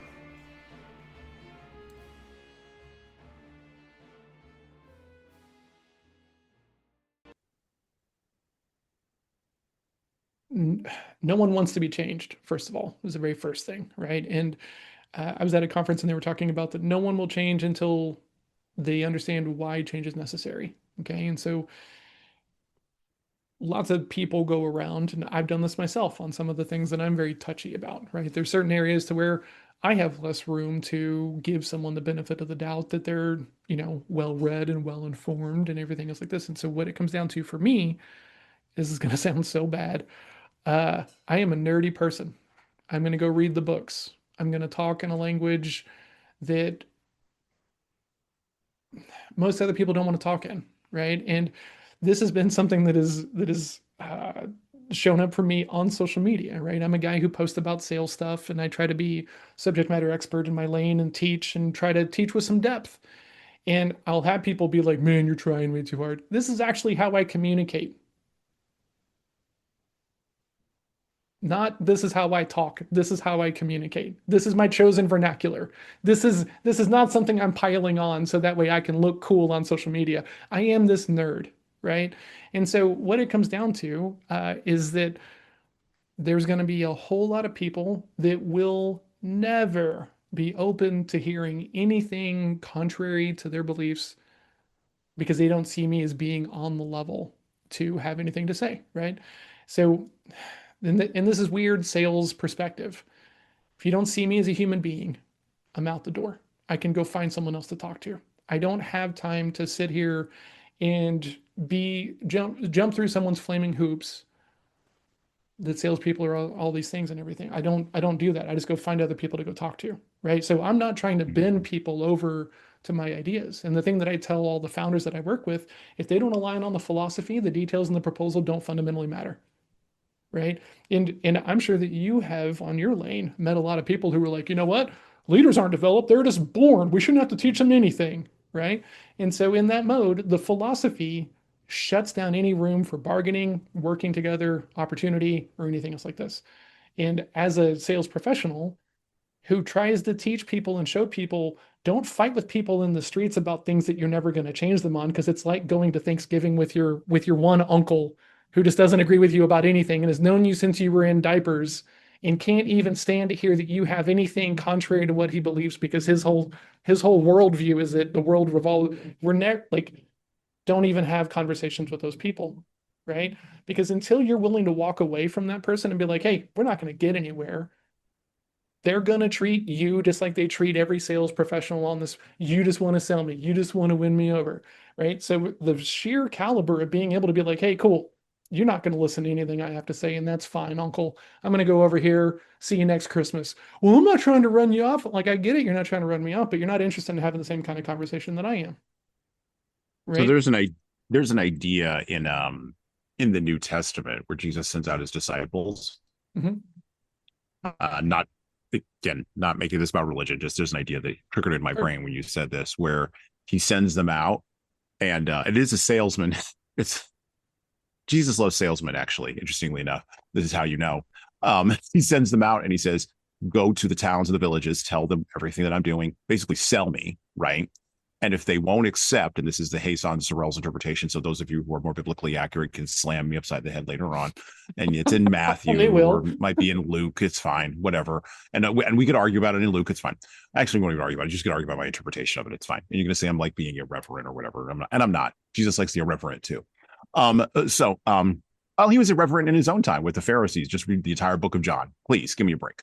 So he says he sends out his disciples to all the villages, and he says, you know, if they will take you in, and by the way, with only a staff and a pair of their shoes, which back in the day was, please, that's all you had, right?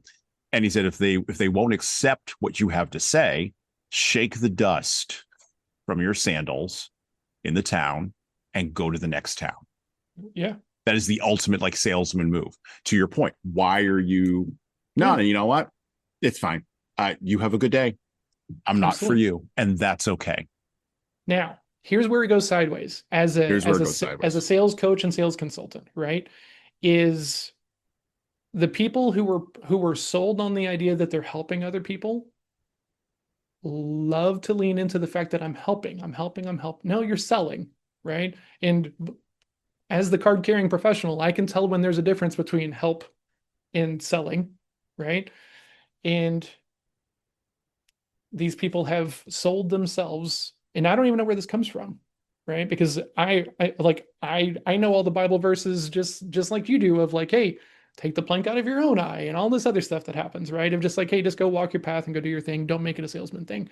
And then also like, hey, if they don't want to be with us, don't try to force it. But we still have people who are going around trying to make everyone else their project and everything else like this. And you know,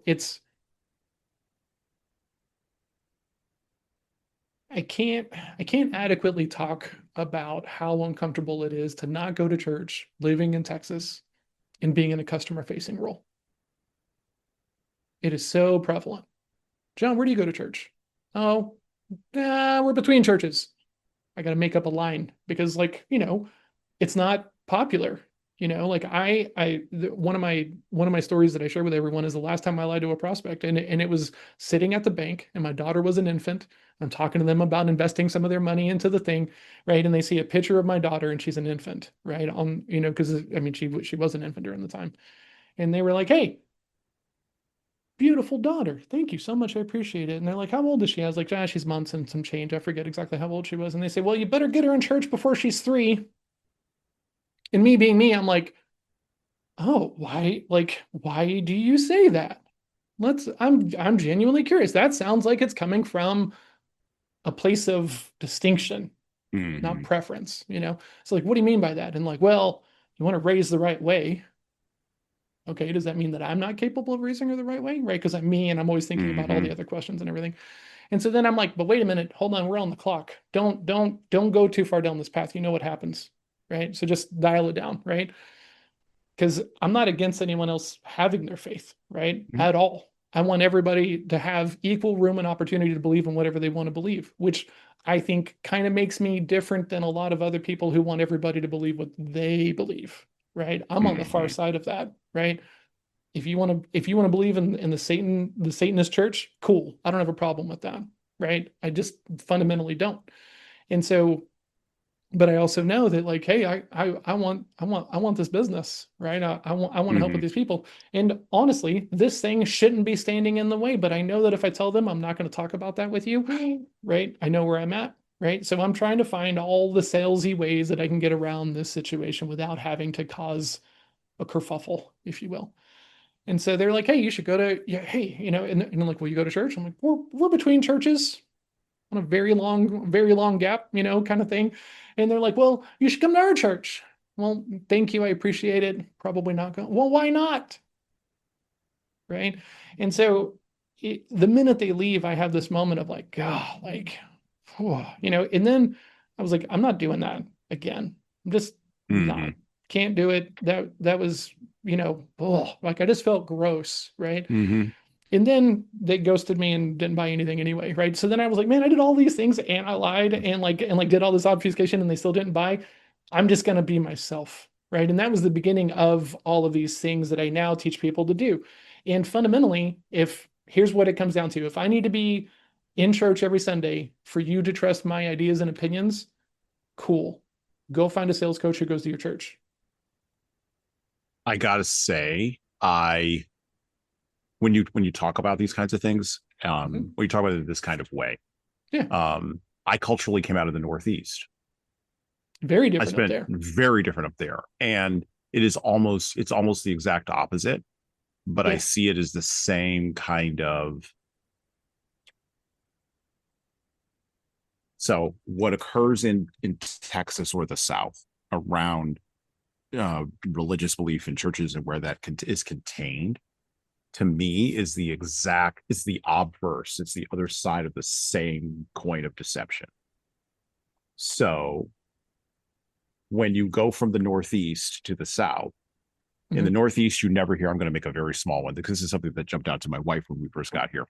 No one ever anywhere says, God bless you. Never, not for anything. And Please give me here a it's break. the most passive aggressive Right, back of the right, hand kind of situation. right. So It's you come from a judgment place where is what it no is. one says it, and you come to a place where literally they'll hand you the groceries at the grocery store and say, God bless you. And Hmm. it takes you a little while to understand that people don't mean it and Yeah, that it's a cultural challenge. Now, well, here's what's interesting. it's like a Then you code word. take it is, and then you take that cultural coding. And I still have clients in the Northeast, and you take that cultural coding back to visit those areas in the Northeast where none of that cultural coding is there, and they're cultural coding for all these other things. Hmm. And you just begin to see how they're both sharing the exact same It's the exact coin. same thing. It's the exact same thing. And so I've had clients in the Northeast, I've had the opposite experience. I've had Yep. clients in the Northeast who, if I mentioned anything about church at all, what I do on Sundays other than football, which I don't watch football because I don't have time All for that right. nonsense. But if I talk about anything other than that, no, it's immediate turnoff. Matter of fact, I've had clients actually tell me it's immediate turnoff in the Northeast. It's so like And so it's so weird to me it is because fascinating. But it's do you the see like do you oh see yeah. so because I was thinking about this, right? As I was thinking about this conversation, I was so excited to talk to you about it because, your question of the main question you put in the script that we've not talked about yet, so I'm not going to ruin it, is I started thinking about like, okay, how different can it be? And I know that the Northeast is not nearly as religious as Texas is, right? Not even close. But like the church that I went to was the church that I went to because everybody in that school went to it, right? All the people who lived in Perry homes went to it, Yeah. right? And then you Yeah. go there and all the private school people go to it and everyone is rich and loaded and like, everyone has, man, it's rife with judgment, right? And Mm-hmm. if you don't have a guide or the right environment or everything, because like I could see a spot to where a smaller church without all that full press Southern Baptist, we're going to sell you on faith and everything else like that, that I would have, probably had some room to be like, okay, maybe I can go this way. Maybe I don't need it to be proved out and everything else like this. But whenever people are telling me to jump without looking, no, right? And it's kind of the same thing that kind of gave me some problems in the military around the idea, and especially after the military, right? Because the military kind of ruins you for following empty leadership, right? Because I have been in the situation to where I might have to be called to go die for these things, and the people that are calling me to do so have gone through the exact same training that I have, right? So then I come home and some sales leader wants to make sales like war and trying to make it out to be like, and it's like, no, it does not work, you know? And so I was thinking in my head of like, I was trying to kind of have some appreciation for just how potentially polarizingly different it is up there. Because like I've not walked that experience, but I do know what it's like to even going to a restaurant to get a job. Hey, John, you go to church? No, I don't. Okay, Right. good. You can absolutely work Sundays, right? I mean, it is Right. woven into so It's much of that how things work. it's It, the my wife and I talk about it a lot. Um the stark differences in culture, yeah. and that is one of those things that pops up. And it's interesting how human beings, and this is the core question, right? It's interesting how human beings sort of try to create high trust and social cohesion, the tools that they use to do that, right? Mhm. Because number one, it's really hard to trust people who you don't know. Number Absolutely. two, it's really hard to have faith in people because you know yourself that you're not reliable. So your theory of mind, if it even goes out this far, goes to other people not being reliable as well. So Mhm. the expectation is just, well, I'm not reliable. So of course that guy's not reliable, or that woman's not reliable, or that system or that institution isn't reliable. So of course we have to put in all these structures, because if we don't, then all these people will behave like me. And huh, That leads to all the uh-huh, guys wanting the floor length dresses and yeah, yeah, absolutely. Right. that's right. The Exactly. I don't trust And myself, so and everyone must be just like me, so therefore everyone must go through these rules that keep me from having these thoughts. Yeah. I had a whole conversation with somebody, again, in the one day I'll talk about it on the podcast, but in this whole bureaucratic mishmash that I went through, where I literally said to the person on the phone, the policy you are following makes zero sense in light of what I have just told you, and yet you are going to continue to follow the policy. I need you to think independently from the policy. And you would have thought that I showed across to Dracula. Oh yeah. Right. Because that's a direct challenge to those systems and structures that have existed, because I don't trust myself. I have low social cohesion with myself. So, of course, this policy is the thing that's going to protect me, because, you know, I can't really, right. I can't really trust anybody. Yeah. Go ahead. Yeah. It was Are one of those you things that kind of tell jumped out to me when I was in that interaction. are you telling me that the people who rub me the wrong way are just in the middle of like a Dunning-Kruger religious Yep. overcompensation kind of situation? Like they're all just like Yes. CrossFit vegans and way too excited about it? Yes, they're all getting better at exercise. And so healthy, right? Interesting. Okay. And like it's funny because so in the things that I read, there's this kind of like known change that happens, right? That like lots of people in their youth don't really have much room for much of a spiritual lane, right? A lot of people, when they're still figuring out who they are, if there is a spiritual lane, it comes from indoctrination of the family into religion and stuff like this. And I don't have a problem with someone who has strong faith. Like, I love you, man. I think you're one of my favorite people because your faith is yours and anyone can come ask you about it, but you're not trying to push it on other people, right? And I have a handful of other people who are the people that I go ask these deeper questions with and try to understand their perspective, because I know that they can see that I really am trying to understand. I'm not trying to pick it apart, but sometimes the way that I ask questions makes it sound like I'm trying to pick it apart, right? And that's awareness and understanding that, the way we show up in a conversation is going to bring some weight to it and stuff like this, so part of the earlier thing is like I don't even go try to talk to anybody about deeper topics unless they have shown themselves to be thoughtful, intentional, well-read, educated, and stuff like this, right? So like you and I can talk about things like religion and censorship and government and race and all of these things, right? And like you're one of the people on my short list. Whenever I see something, I'm like, oh, I don't know how I feel about that. I'm like, I'm gonna go ask Jesan, right? Because he probably thinks differently than I do and has some perspective. It's the Well, one people of the who I can't oh talk to without like, well, come to church, come to church, yeah. come to church. Like in my opinion, if you're carrying around this philosophy, right? And I'm choosing the word philosophy for very intentional reasons for just a second, you should be able to Mhm. explain it to other people. And I demand the same people of their politics. Agreed. So Same. if you're going to politics, religion, these are the big two. The third one, of course, the third pillar, the third rail is sexual behavior and morality around that. Those are the big three rails, right? Mhm. That can you can either be driven off of, or can shock you when you touch them. Yep. And the thing is, and I told this to my oldest son years and years ago, no one knows everybody else's story. Matter of fact, most people don't know their own story enough. You talk about testimony.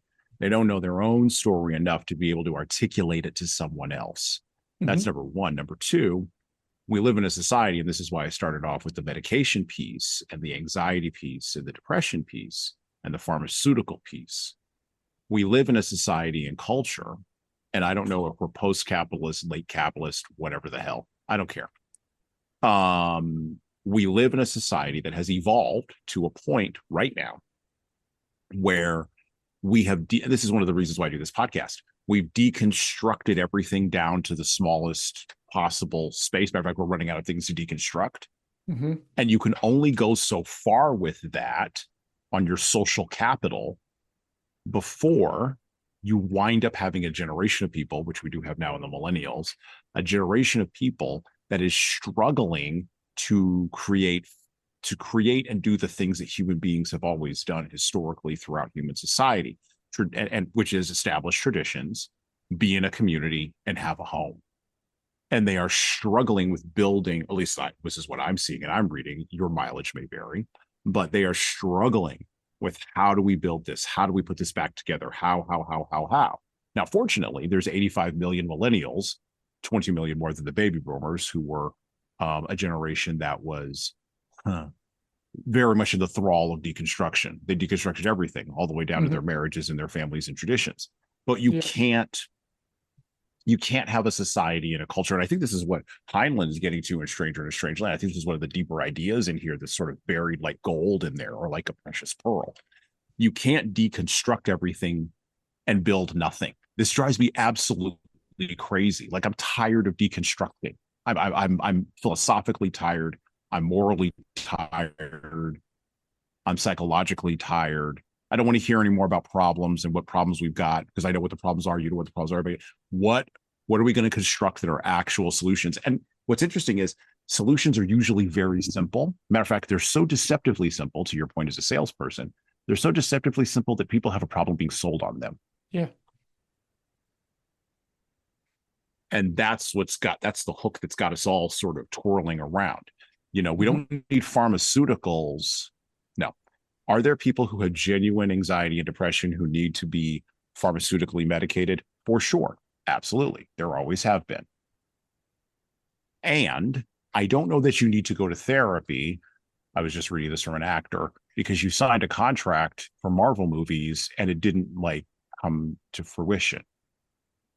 Like, you just need better coping skills. You're cut off from your traditions and your family, from the people who could help you, and put that into some sort of frame of reference.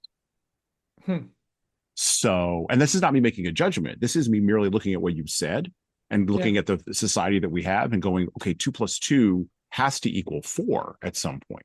What are we constructing? Because a therapeutic thing clearly has limited, or not limited.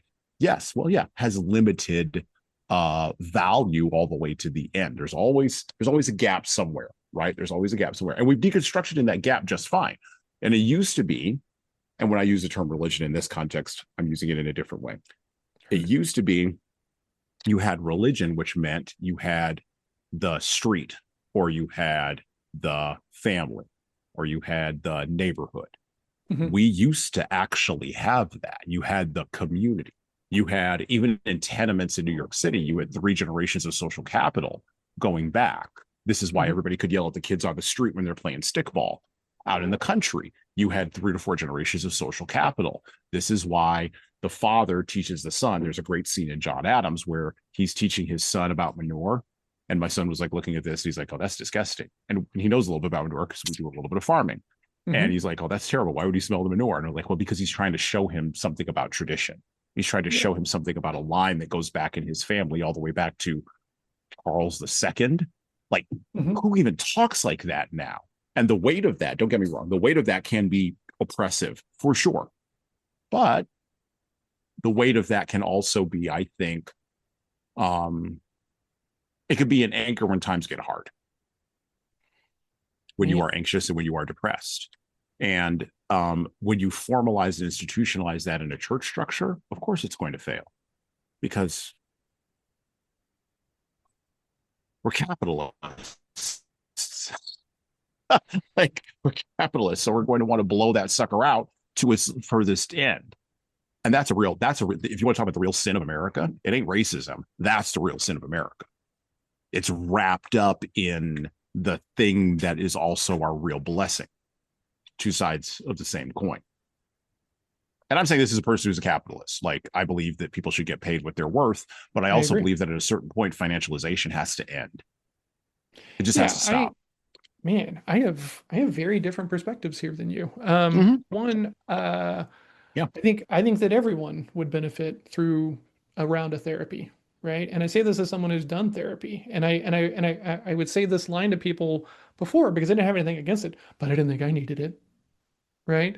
And then in the middle of the pandemic, when my business is struggling and I'm trying to figure it out and everything just feels like it's like falling apart and everything else like this. Now, if I was a church going person, then sure, then there's room, there's community, there's ledges and stuff like this, right?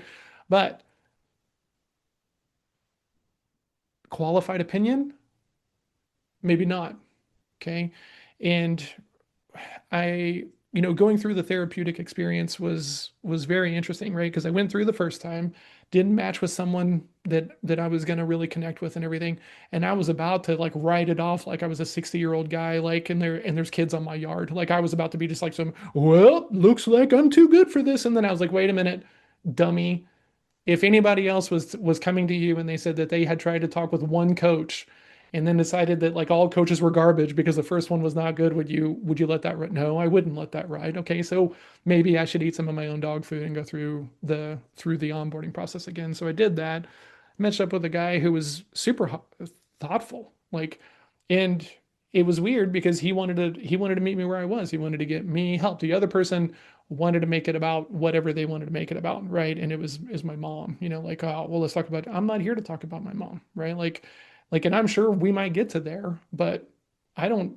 My current frustration and pain and anxiety is not coming from my relationship with my mother. It's coming from the fact that my business is falling apart because we're in this lockdown and pandemic, and I lost some relationships I can't get anymore, and all these things, and you want to make it about my mom, and so like it wasn't there. Now, I'm talking a lot about the first person specifically because I think when you put, people from your church, the deacons, the pastor, and everything else like this on this pedestal of being able to give you a wider lane of advice than they actually have credibility in, that's where we end up in troubled waters, right?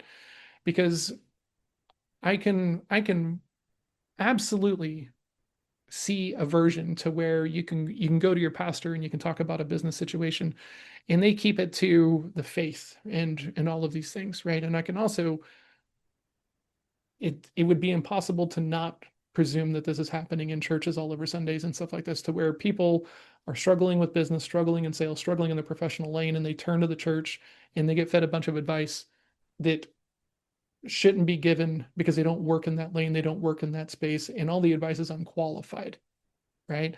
So I'm not going to go, like, I love my mom to death. I'm not going to go ask her for advice on my business. If you've not ran a business, I don't trust your advice on it. Sorry. No one's coming to save me if you're wrong.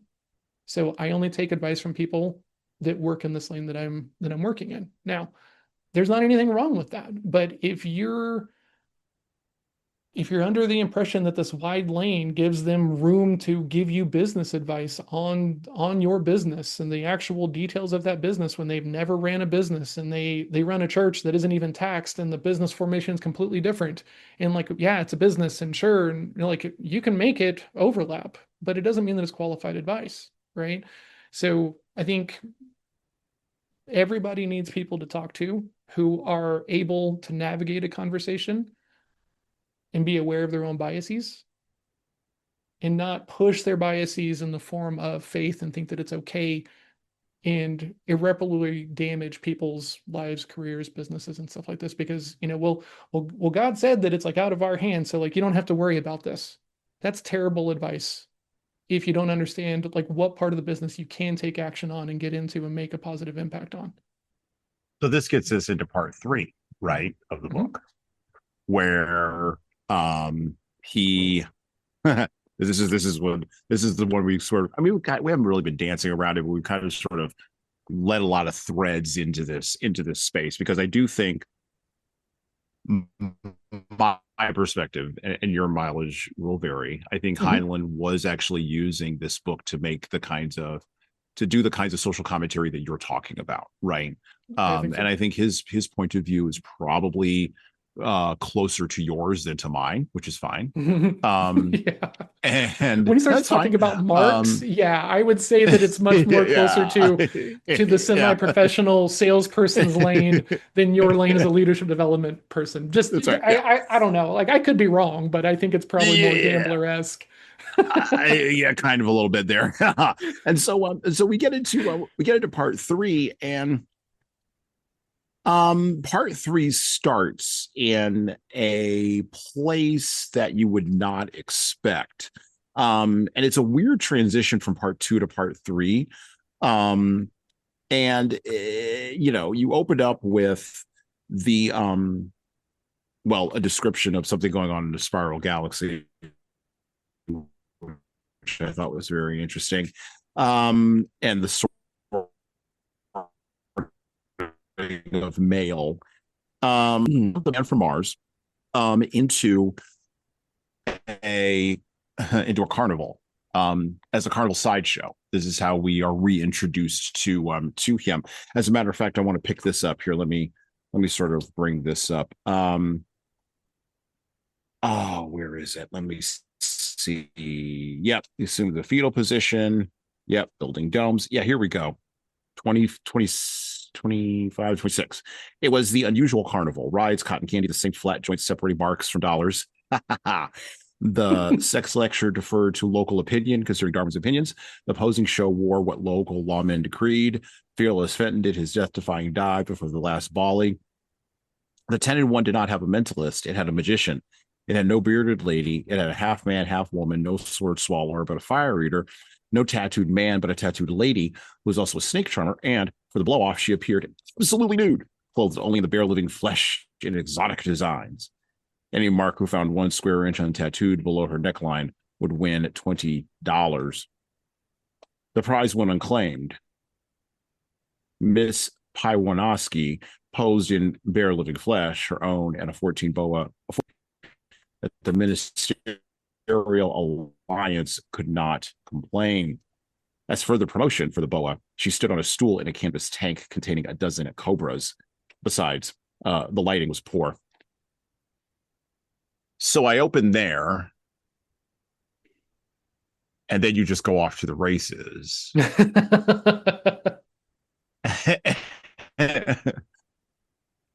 Yeah. And the thing that jumps out to me about section 3 is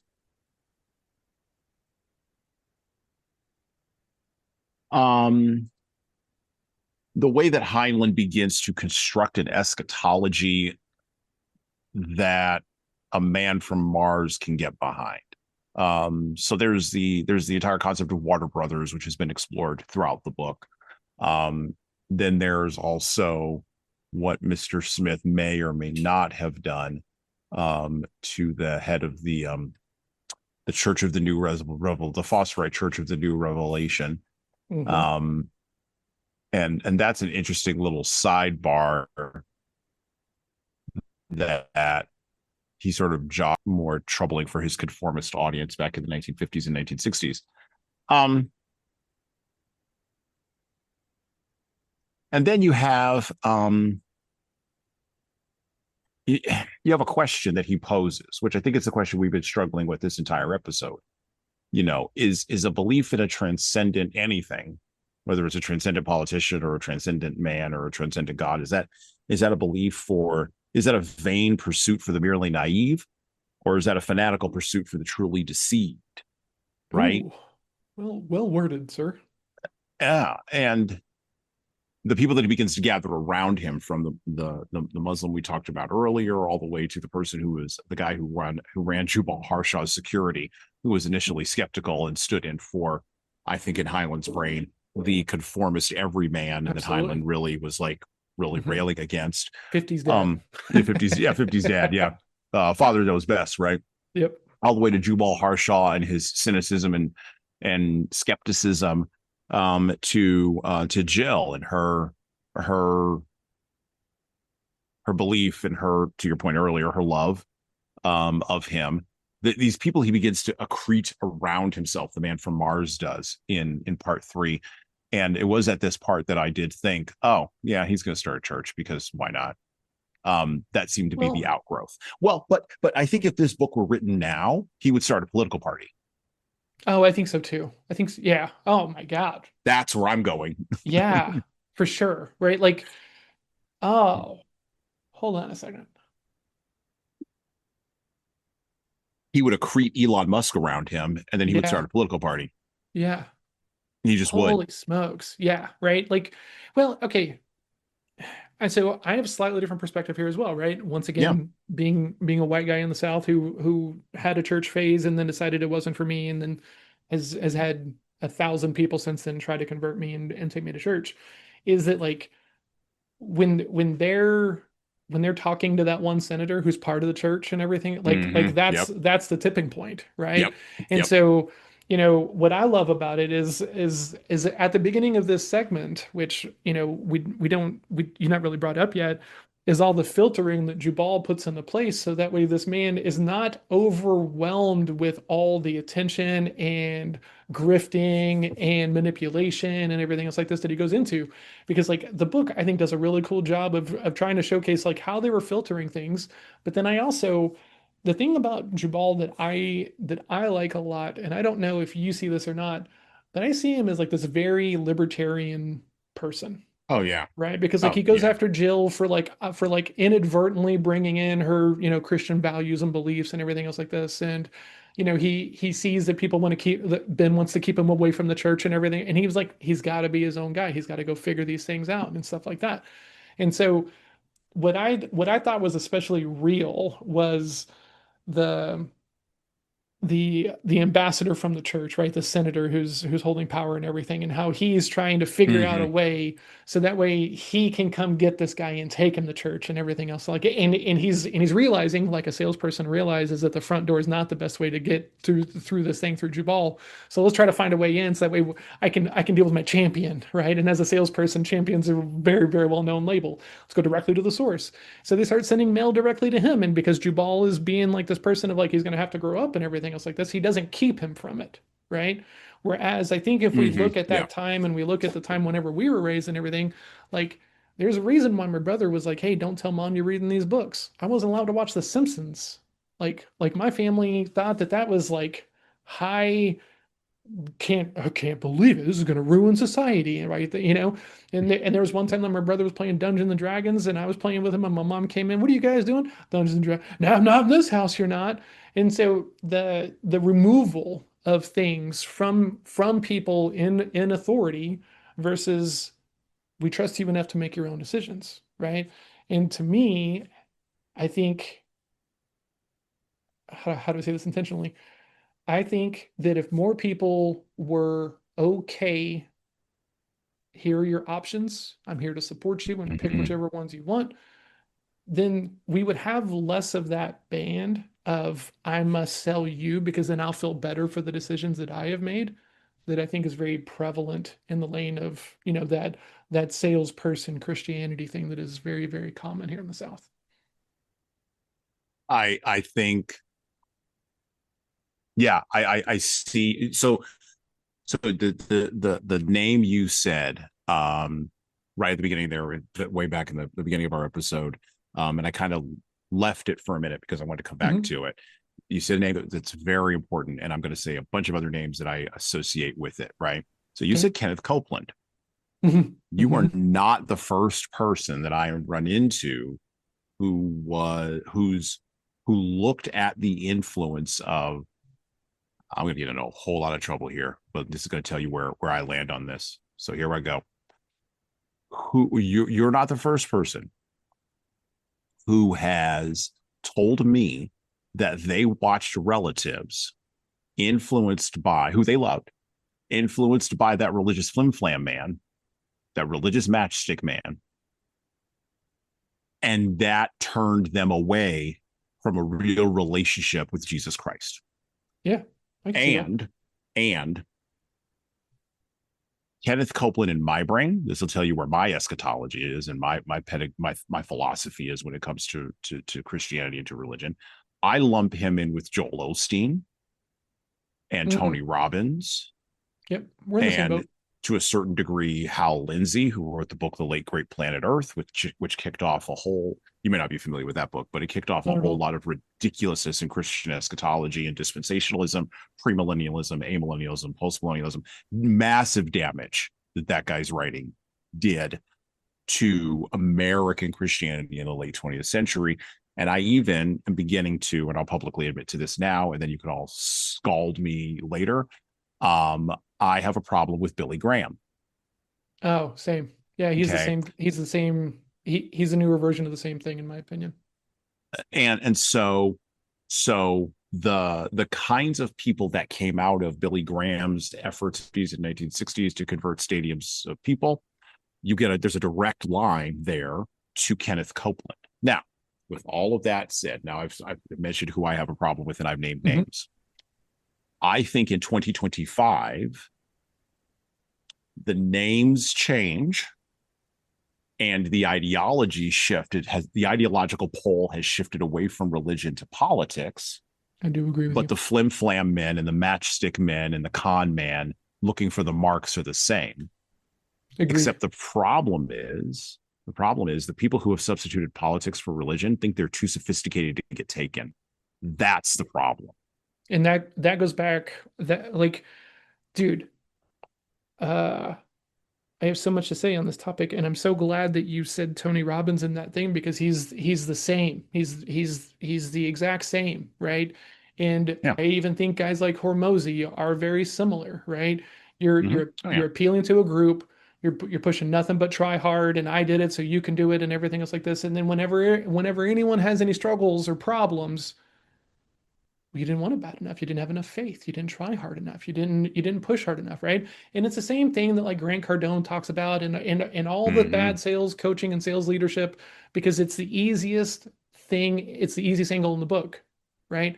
You can let your family starve, right? So let's just pile on a bunch of guilt that you're not enough of a man to go do the and then people or if that line works on you, you toe the line, right? You work the extra shift in the plant. You go join the military. You sign up to go to the right, like all of this, but it's the same manipulative lever, right? If you tried a little bit harder, everything would be fine, and that's fundamentally not how it works. And then this is where, like, I think having deeper understanding and better language and better labels matter because I think that most of the people that are pushing things on faith have to do so because they don't have a deep enough education to have the real conversation with the right labels and the right things, right? So just like I have an aversion to luck, but I'm okay with fortunate, Mm-hmm. right? Faith gets pushed by people who don't understand like how to give people, I think, room and time to change. Well, faith divorced from any sense of the transcendent, right? This is where I have a problem with all the prosperity gospel people that I just named. All of them. I have a problem with all of them because what you're pushing, and again, I've seen the real damage that it does to people. Oh, yeah. The thing that you're pushing is divorced from a sense of transcendence. So it's interesting. This is the other thing you said earlier that I want to revisit now. You know, you're a poker player. And so it's not surprising to me that you don't believe in luck, or that you don't trust in luck, or that luck is not a word in your vocabulary. Well, that doesn't surprise me. Hold on, because we need to Okay. layer in some intentional boundaries here for just a second. Okay. Okay, go ahead. Because I was going to ask you about a different word, but go ahead. Yeah. Have you heard of the book Games People Play? Yes. Okay. Yes, I've heard of it. Yeah. That book was a big book for me, right? And the idea of transactional analysis and how people show up, we can kind of map back to, you know, very consistent thinking and avatars and the roles that people play and everything. And as a poker player,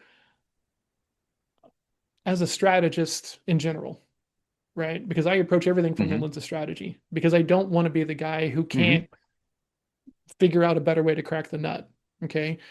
So I've been a gaming person my entire life, right? Playing video games and then reading like Nintendo Power and learning about cheat codes and everything else like this.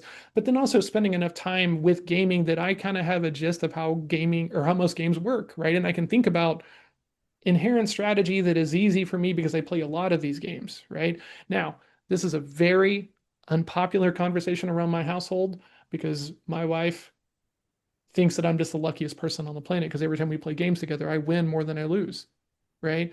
And then when she gets mad, and I'm like, this isn't luck, right? Like I have spent 20 years thinking about ways and different things that I can do to control my luck, right? And I've also done the work to see exactly how much everything I wanted to blame on bad luck was actually not bad luck. I created it. I did it myself. I built the reality of that stuff, right? I can't do it, and then you can't. Congratulations, you were screwed from the start because you didn't think that you could do it, right? Right.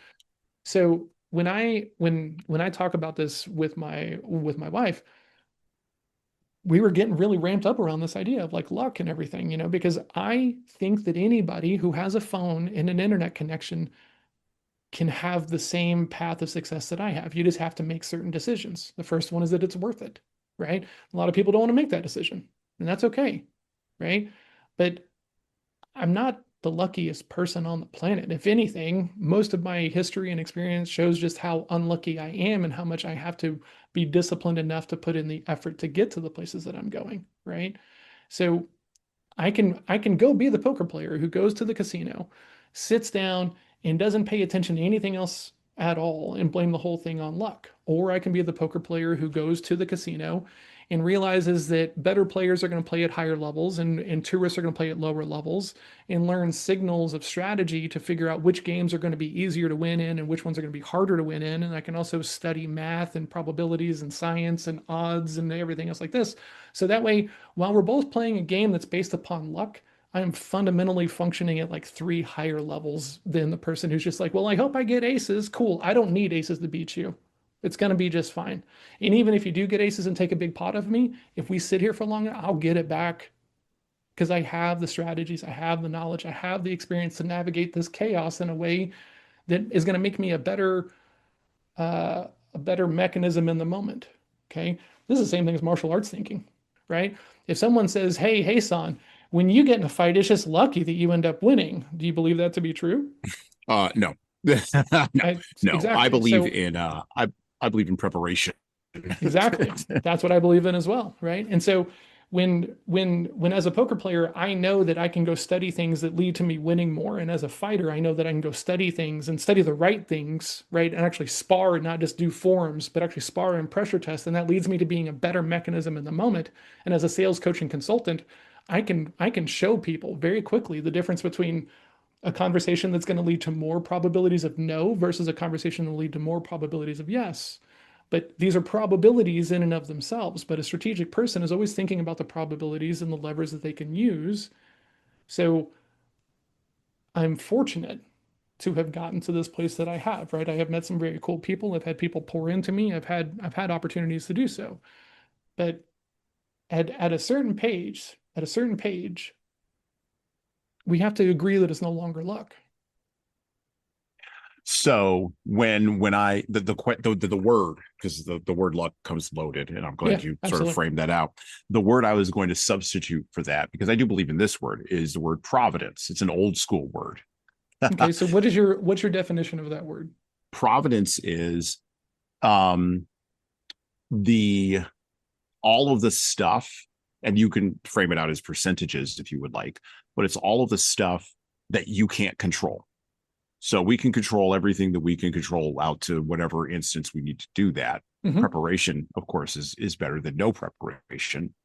And at a certain point, and we know this, and to bring this down to martial arts thinking, at a certain point in the fight, something has to work either for you or against you, right?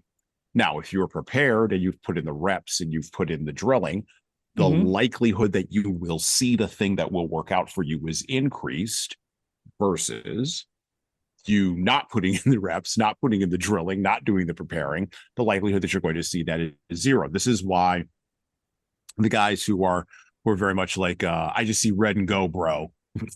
They want to believe it's real because they've never been in that situation, and they hope that they're enough. Right. And hope is not a strategy. It might be, and I've said this often on this podcast, it might be a place in Arkansas where Bill Clinton was born, but it's not a strategy. Okay. And so, but Providence is when you've done all the preparation. This is how I define it. You've done all the preparation, you've done the reps, you've put in the time, you've earned your chip, and you've continued to build on that mountain to continue to earn your chip every day. And it accounts for all of those things that are outside that chip. Because for as much control as we think we have, it's still I compare it to an anthill, right? It's an anthill compared to the mountain of reality. And we cannot possibly, Gandalf has a great line in Lord of the Rings, right? Even the wisest cannot know all ends. Absolutely. Yeah, for sure. And Providence has to cover the gap between what the wise knows and the end. And that's not an excuse to not be unprepared. It's not an excuse even to like have no strategy. You better be prepared. You better have a strategy. I mean, that's exactly what all Lord of the Rings is about. Gandalf was prepared. Gandalf has strategy, but like, and again, I'm talking about, Tolkien here, but I don't think Gandalf had any, I don't think Gandalf didn't have anything in his plan for the Balrog under the mountain. Like he had nothing in his plan for that. Yeah. There was no plan. There's certain things you don't plan for. And you know this from fighting, from other places. There's just some things you just can't, right? So Providence has to cover that. Now, Providence can work for you. And I think if you've been going in a particular direction over a particular course of time, doing all the work that other people don't see when they show up at the end and just see the goal, not the process. The people who don't see the process and just look at the goal and see you show up and it just works out, they absolutely. call that it would not work for the person who, to go back to the fight analogy for just a minute, for the person who just sees red, bro. Like it's just not going to work for you. No, you're fine. Yeah, no, I'm with you, right? Like, man, I think you said a bunch of very cool things in there, but I also, right, and you and I have talked about this. I don't know if we've talked about it on the show or not, but we both have kind of talked about the reason why most people go into a martial arts school, right? Yeah. And it's not for the philosophy. It's for, I want to be tough. I want to be confident. I want to not be scared anymore. Whatever version of that is driving you into the school. Okay. But I don't think anybody actually hits black belt, like a tier of mastery without that flipping to the philosophical side of things. Do you agree with that? Oh yeah, I absolutely agree with that. Yeah. Okay. So I can acknowledge where fortune was in my favor, right? Because the guy who told me to go to a Kung Fu school, right? And Kung Fu is where all these weird military ideas I could wear without the military propaganda and the weight of war and all these other things, right? So, it started in the military. I can acknowledge that now.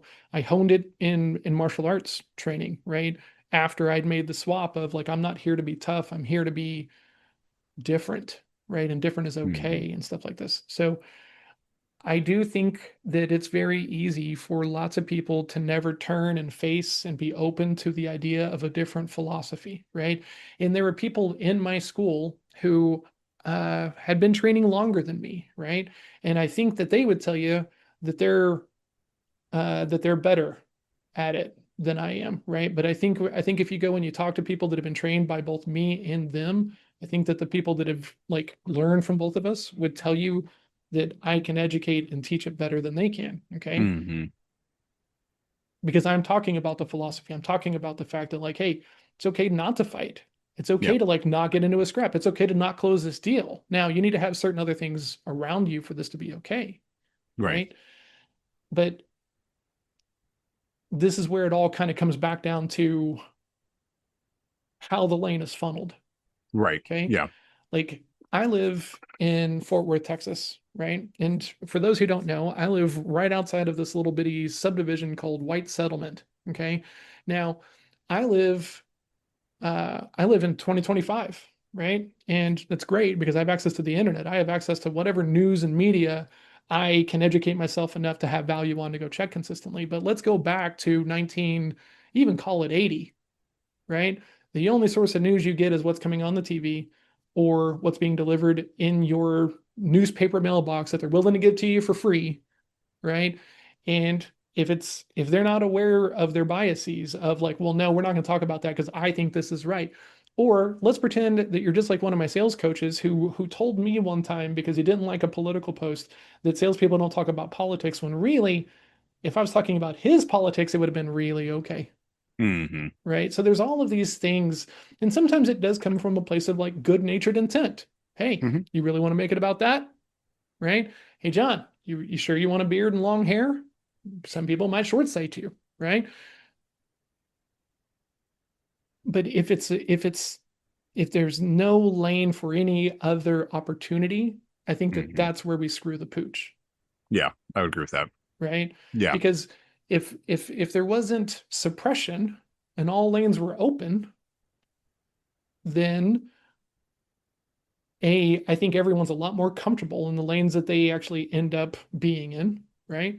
Because I don't have a single problem arguing why I think the way that I think with anybody else on the planet. And I'm not the one who gets handshaky about it because because my world is being torn down around me and everything else like this. You're allowed to believe whatever you want, and I'm allowed to as well.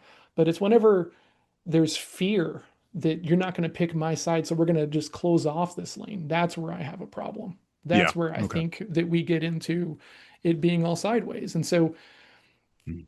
I didn't finish this thought earlier, but I kind of want to go back to it. I do think that it's very easy when you're younger and youthful to not have much room for any kind of spiritual path, right? Um, and where I'm at now, right, realizing that I practice stoicism just the way the most Christian men do their daily devotional, right, a little bit Mhm. every day, and surrounding myself intentionally with other people who feel like I can see that it's the same thing. It's just mine doesn't have a religious deity at the end of it who's going to save me at the end of it. So what it leads to me is like I like, since there is no like end all be all place to where like that means I got to do the work every day, right? Mhm. And what I find are the people with the strongest faith and the people who are not trying to sell me on their faith are the people that are doing that work every day, right? And it's not perfunctory, it's not for show, it's not for, who can be the biggest and best Christian in the congregation and stuff like this. It comes from a place of just, this is important to me, right? Mhm. And so if it's important to you, awesome. That's great. Okay. If you're using it to manipulate for status or presence, whether you're like the pastor and you're going around and thinking that you're like the God's gift to everything because you have an answer, even though it might be unqualified, right? Different things like that.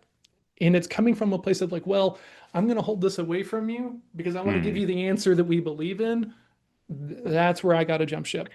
Right. And that's where you saw in the book the appeal of Valentine's church, Yeah. right? To Mhm. others, right? Well, it's not a church, it's a school, It's a school. Yeah. and Well, it's a discipline, it's a right? discipline, right? They just run it like a church, so that way the people will. This is the coolest part of this whole book reading it the second time. If he hadn't put it in the church format, if he hadn't made it look and feel and sound like a church, no one would go take the language lessons that then expand the comprehension for them to realize it's all just love.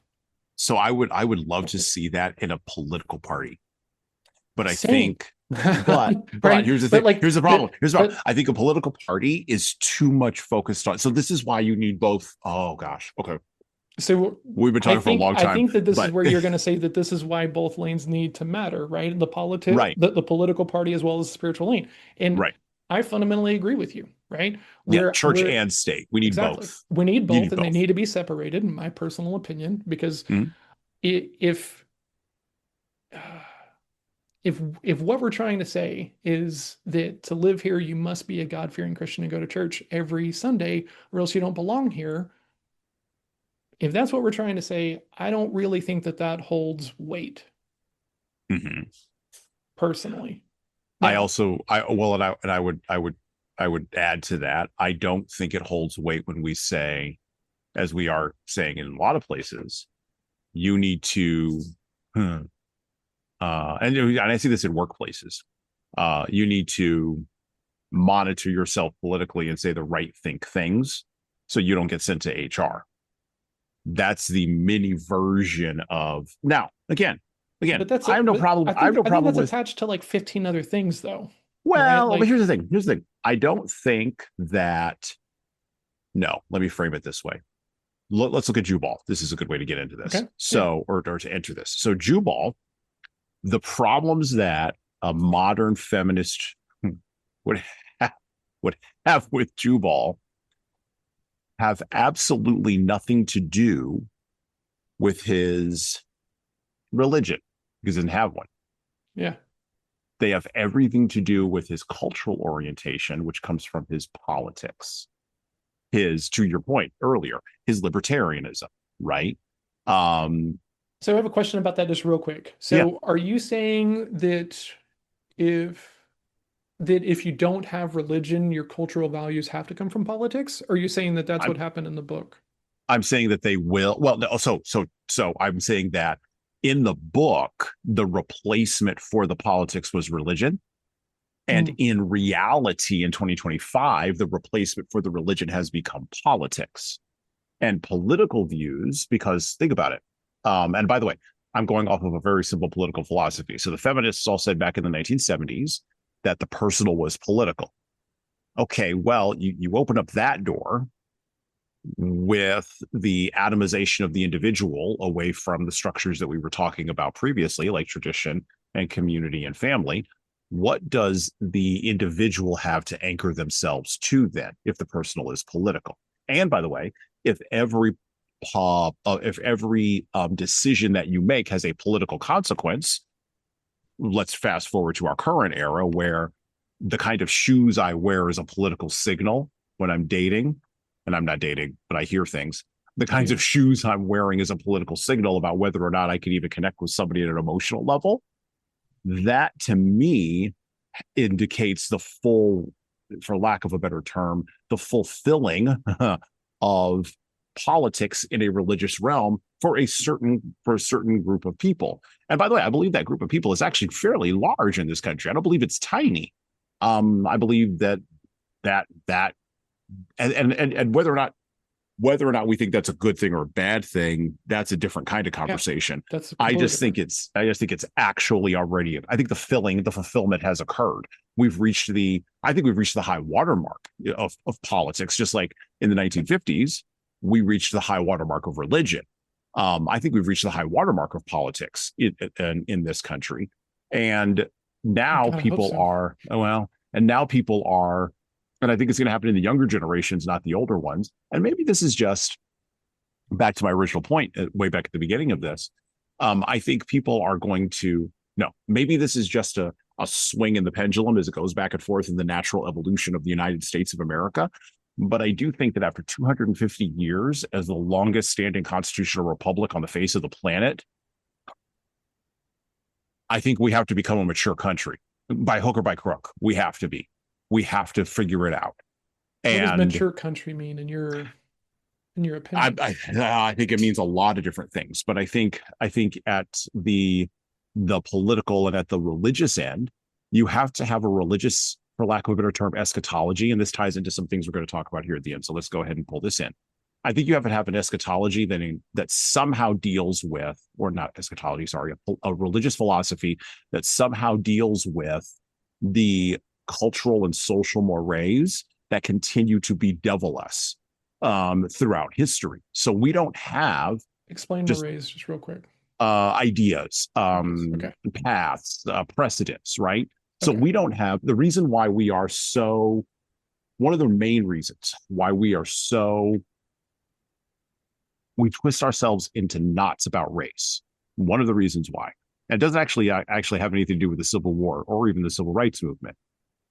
The preachers during the time of slavery, all the way down through the Civil Rights Movement, had very little, not very little, the mainline preachers had very little to say or very little to write about slavery that would put it in a or run it against a biblical context. This is why Martin Luther King Jr., if you look at his speeches, the Reverend Dr. Martin Luther King Jr., by the way, look at his speeches, he made biblical references. Now, part of the reason he did that was to align the attaining of political rights with people who understood, to your point earlier, like you said, who understood all the verses and knew where the things came from. He was socially clicking in their heads. 40, 50, 60 years later, the social clicks in our heads are political, which is why Black Lives Matter doesn't have anything religious on their website at all. Instead, what they have are cultural appeals, right, to people, because the culture now has shifted away from religious appeals to political ones. Now, again, we can argue if this is a good or bad. I'm merely saying that it is happening. Along the course of time to becoming a mature country, we know, we can look at the history of countries, particularly the history of Rome, Greece, Egypt, England, moving into the modern era, France, goes through these kinds of evolutions and eventually winds up somewhere on the other side. Now, the fact of the matter is, the United States of America, well, I think we could both agree, it is walking towards a transcendent miracle that we've only had one civil war. That's a transcendent miracle. Okay. I do agree with that fact. Something's working somewhere. I mean, just the casual commentary of like how many people have said, "Man, have we ever been this divided?" No. No. I mean, one time, and we ended up killing a bunch of people about it and stuff like this, And exactly. so, hopefully, it doesn't have to get to there, right? Right. Because, and like as a guy who studies rhetoric and marketing and everything else like this, like the pendulum thing that you talked about a second ago, though, is like super fascinating because like I think of it as like pendulum swings left, right, and then someone hits it this way, and then it goes this way, back and forth, right? Yeah. But to me, it always like, and maybe this means I'm a conspiracy theorist. Absolute power corrupts absolutely, right? And now congratulations. Now you're back to my rabbit holes. Here you go. Exactly. Careful, Right. And careful. It's like I was just having this conversation in a completely different line with my accountability partner, right? Because we were talking about this concept of luck and different things, and he changed the label to fortune, and I was like, okay, like I can respect that. What does it actually mean to be an American if you're divorced from everything but your founding documents? The document is thin. And by the way, I appreciate the document. I like the document. I think the document is amazing. And I think it's a miracle the document has lasted as long as it has lasted.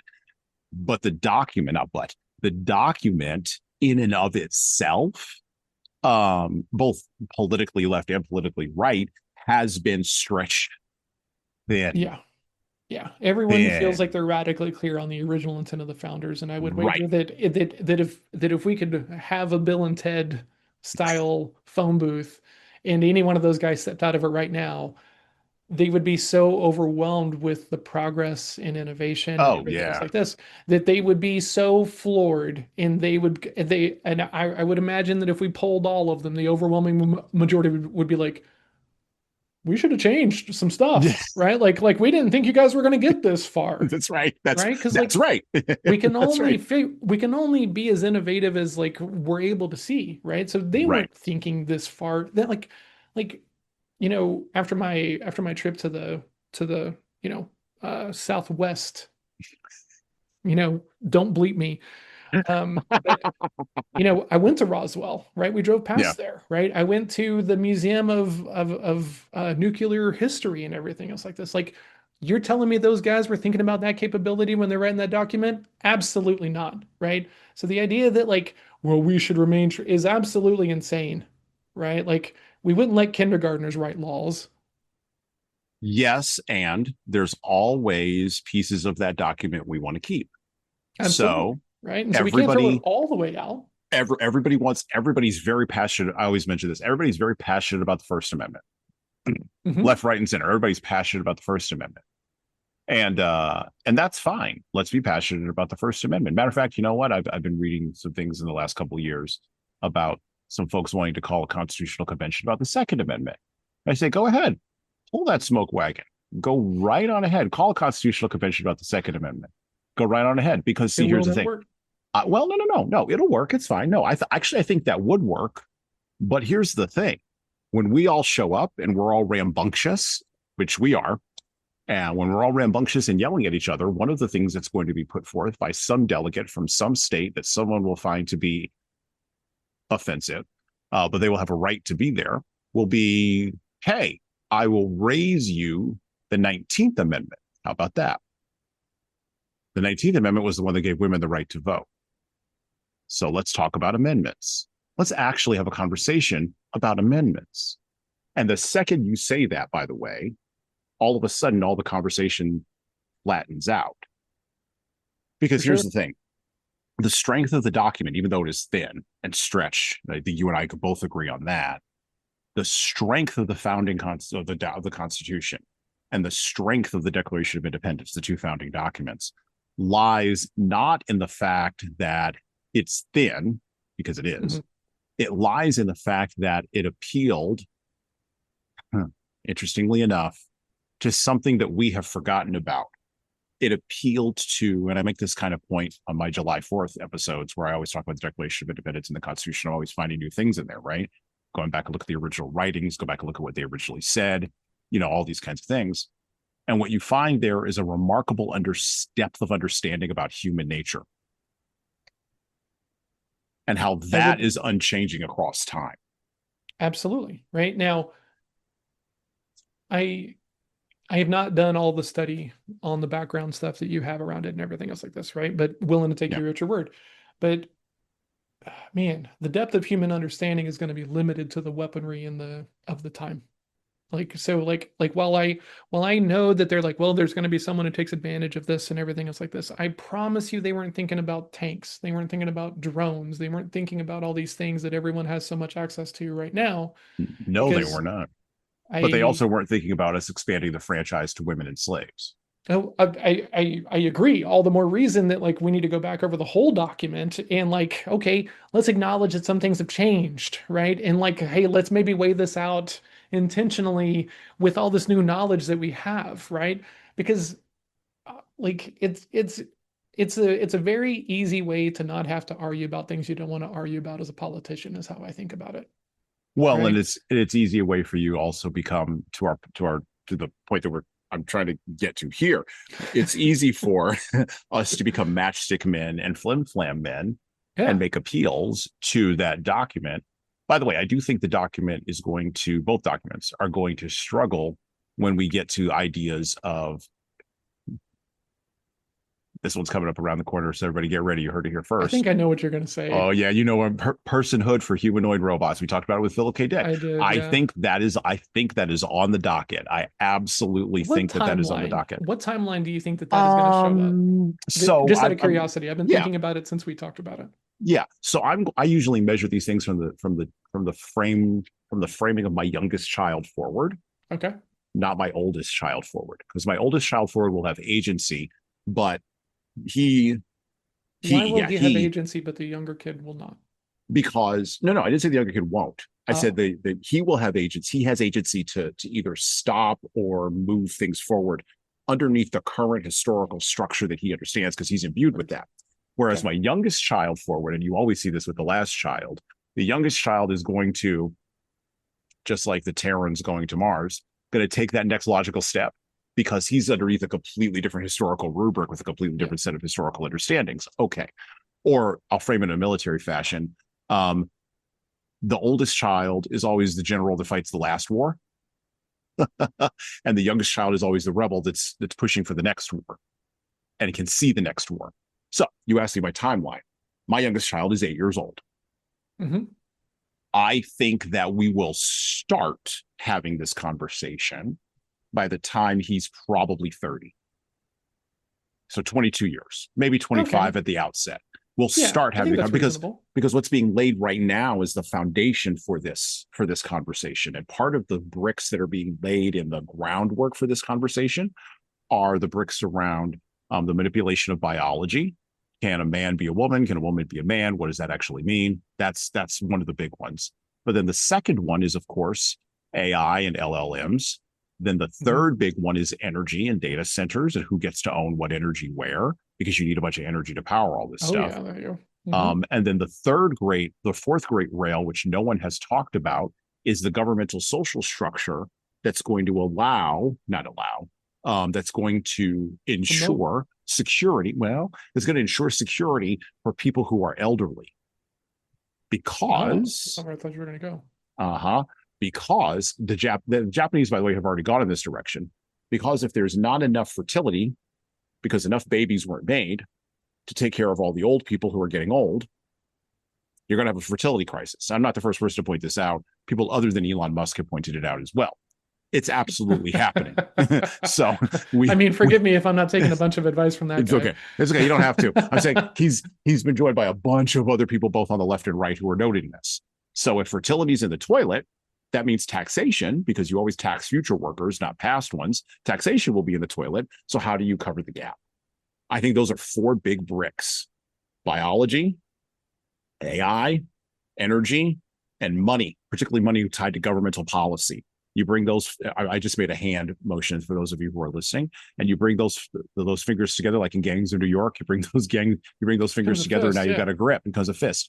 And I think that fist will start to become manifest by the time he's in his early 30s. And I think he'll spend the back end of his adulthood, he'll be part of the generation that will spend the back end of their adulthood trying to negotiate what they vaguely remember as the past with the new thing that's here now. Because where the rubber's going to really meet the road is when that humanoid robot is walking around with somebody all the time. And every year the robot becomes more and more human looking and less machine looking. But okay. Oh my gosh. All right. So many things. Okay. So. And by the way, we've been going 3 hours. So at some point, we're going to have to call the game. Right? We're going to have to call the game. Okay. Man, this is so fascinating because I feel like this crux is, man, at some point, okay. Now, I don't love this idea. I really don't. It kind of bothers me. Okay. But as a guy who's read a lot of science fiction, right? And seeing ideas about where android thinking and robots and feelings and emotions and stuff like this could go to, okay.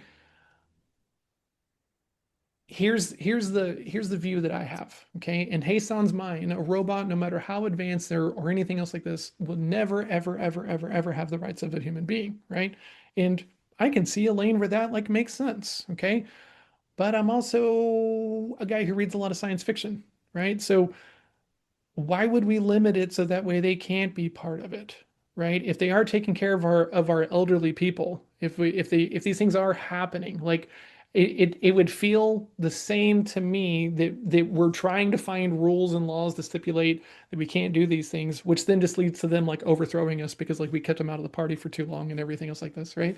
As opposed to just like we should have made the Indians Native Americans more of our lane, as opposed to being like, oh, hey, we can give them these blankets. This is going to be totally fine, right? And like Yeah. We had an opportunity to do it differently, right? And the Hmm. thing that I am fascinated by all the time is how many times the popular majority wants to put a smaller group off to the side and label them as dumb, lesser, ignorant, stupid, or anything else like this. And part of it is through due control, right? Now, most of the people it's coming from fear, right? Understandably, but Hmm. but those people who are going to be manipulators are going to pull those strings and looking for the way that the pendulum is swinging, they're going to go for whatever they go for. And we do have to wrap up. I'm now getting a bunch of text messages from my wife. So I have to go to more material things. Yes. I will say this: human nature. That's my 2-word response. Human nature will out. The same human nature that both could not conceive of the tank or the franchise being expanded to slaves and women is the same human nature that, in a world where the franchise has been expanded, will seek to expand the franchise further. It's the exact same human nature. Remember Heard. how I But do you said, think we're served by that though? Like to me, when I and it's so funny because like whenever I talk about certain political things, right, I realize that I have no positive answer, right? mm-hmm, And so it's not like am I right or you're right. sure, The reality that I would want to build cannot be built because humans are humans and we have memories and well, how bad was it, right? And then we do the same thing again to like a different like segment of people, right? We're just really good at doing it, right? mm-hmm, And so to me, where I look at where all of that goes through is control, limiting, limiting access to information, limiting access to education, limiting access to, you know, these stories, right? Because, mm-hmm, you know, like you can read this book in Oklahoma mm-hmm. now. Would never even be allowed, probably wouldn't even be in the student library, right? So we're shutting off people from ideas that have depth and are worth a tussle to try to coin Jubal Harshaw here, right? Like it's worth grokking. It's worth figuring it out and sitting with it and really figuring out, do I even understand this enough to hate it? Or do I hate it because other people that I follow tell me to hate it and it just makes it easy because then I don't have to think about it for myself. So I think I'm going to do the classic theological thing, and I'm going to punt. No, Well, you just have to believe, right? no, no, no, no, no, no, no. Oh, I'm not going okay, to punt in okay. that direction. That's not where the football is going. No, no, no, not in that direction. No, no. Believe in nothing or believe in everything, whatever you want. No, I'm not going. I'm not going through those uprights. No, no, no, no, no, no, no. I'm going through a different set of uprights. I heard. Okay, cool. I'm Okay. with you. Let's go. The theological punting is this: I don't have to know the answer to that, to your question of who does it serve or how will it be served. I don't have to know the answer to the question. All I have to know, all I have to recognize, I think in my humble thought process, all I have to recognize is the patterns of behavior and the Exactly. bricks that are being laid out towards a particular end. And then I have to bring, and this is where wisdom comes in, I have to bring in my understanding of human nature and make those two things click together, while also, and there's 2 other things we have not brought up today, but I'm going to close on this, while also acknowledging that there is free will and consciousness among human beings that we do not fully understand. Yeah, And it your operates in reality is ways completely different than mine, and correct. I love how much time we spent talking about that, right? Yeah. Because I have these ideas, have these perspectives. It's a result of the path that I've walked on, the experiences that I've had, right? And I don't begrudge anyone else for believing or not believing the things that I do. But the thing that I love so much about these conversations with you is because you bring enough of the context to where it's like, how do I say this? I know you have this is not bottle fed information. You've not been indoctrinated. And then you're like, well, here's why and it's just this, you've never, right. You've sat with your ideas, right. Yeah. I think you wear them rather intentionally. Right. And when you're in the situation to where you're the minority and you adopt the thinking of the majority, it's always an intentional reason. Right. But Oh yeah. it's whenever the majority is trying to make it so that way it's hard to hear any other thinking other than what they like. That's where I take issue.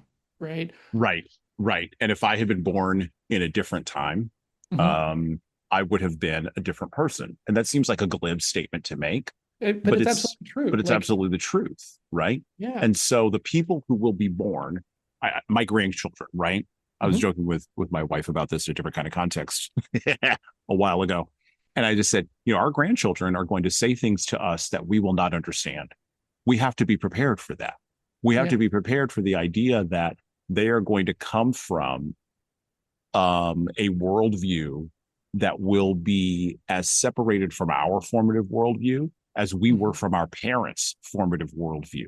Yep. And we're going to say they don't get it because All they're right, younger, exactly. You're and they're going right. to think, well, we're just out of touch, right? And if we look at every generational pattern, like including the one that we were complaining about earlier, right, with all the boomers and I mean, it's the same thing, It's the right? same thing. And let's not make it a stupid generational thing, and let's just acknowledge that it's progress, that we're advancing, we're getting better, and that means that we have to kind of slow down and reassess our situation, the rules and our standards and our culture and stuff like that.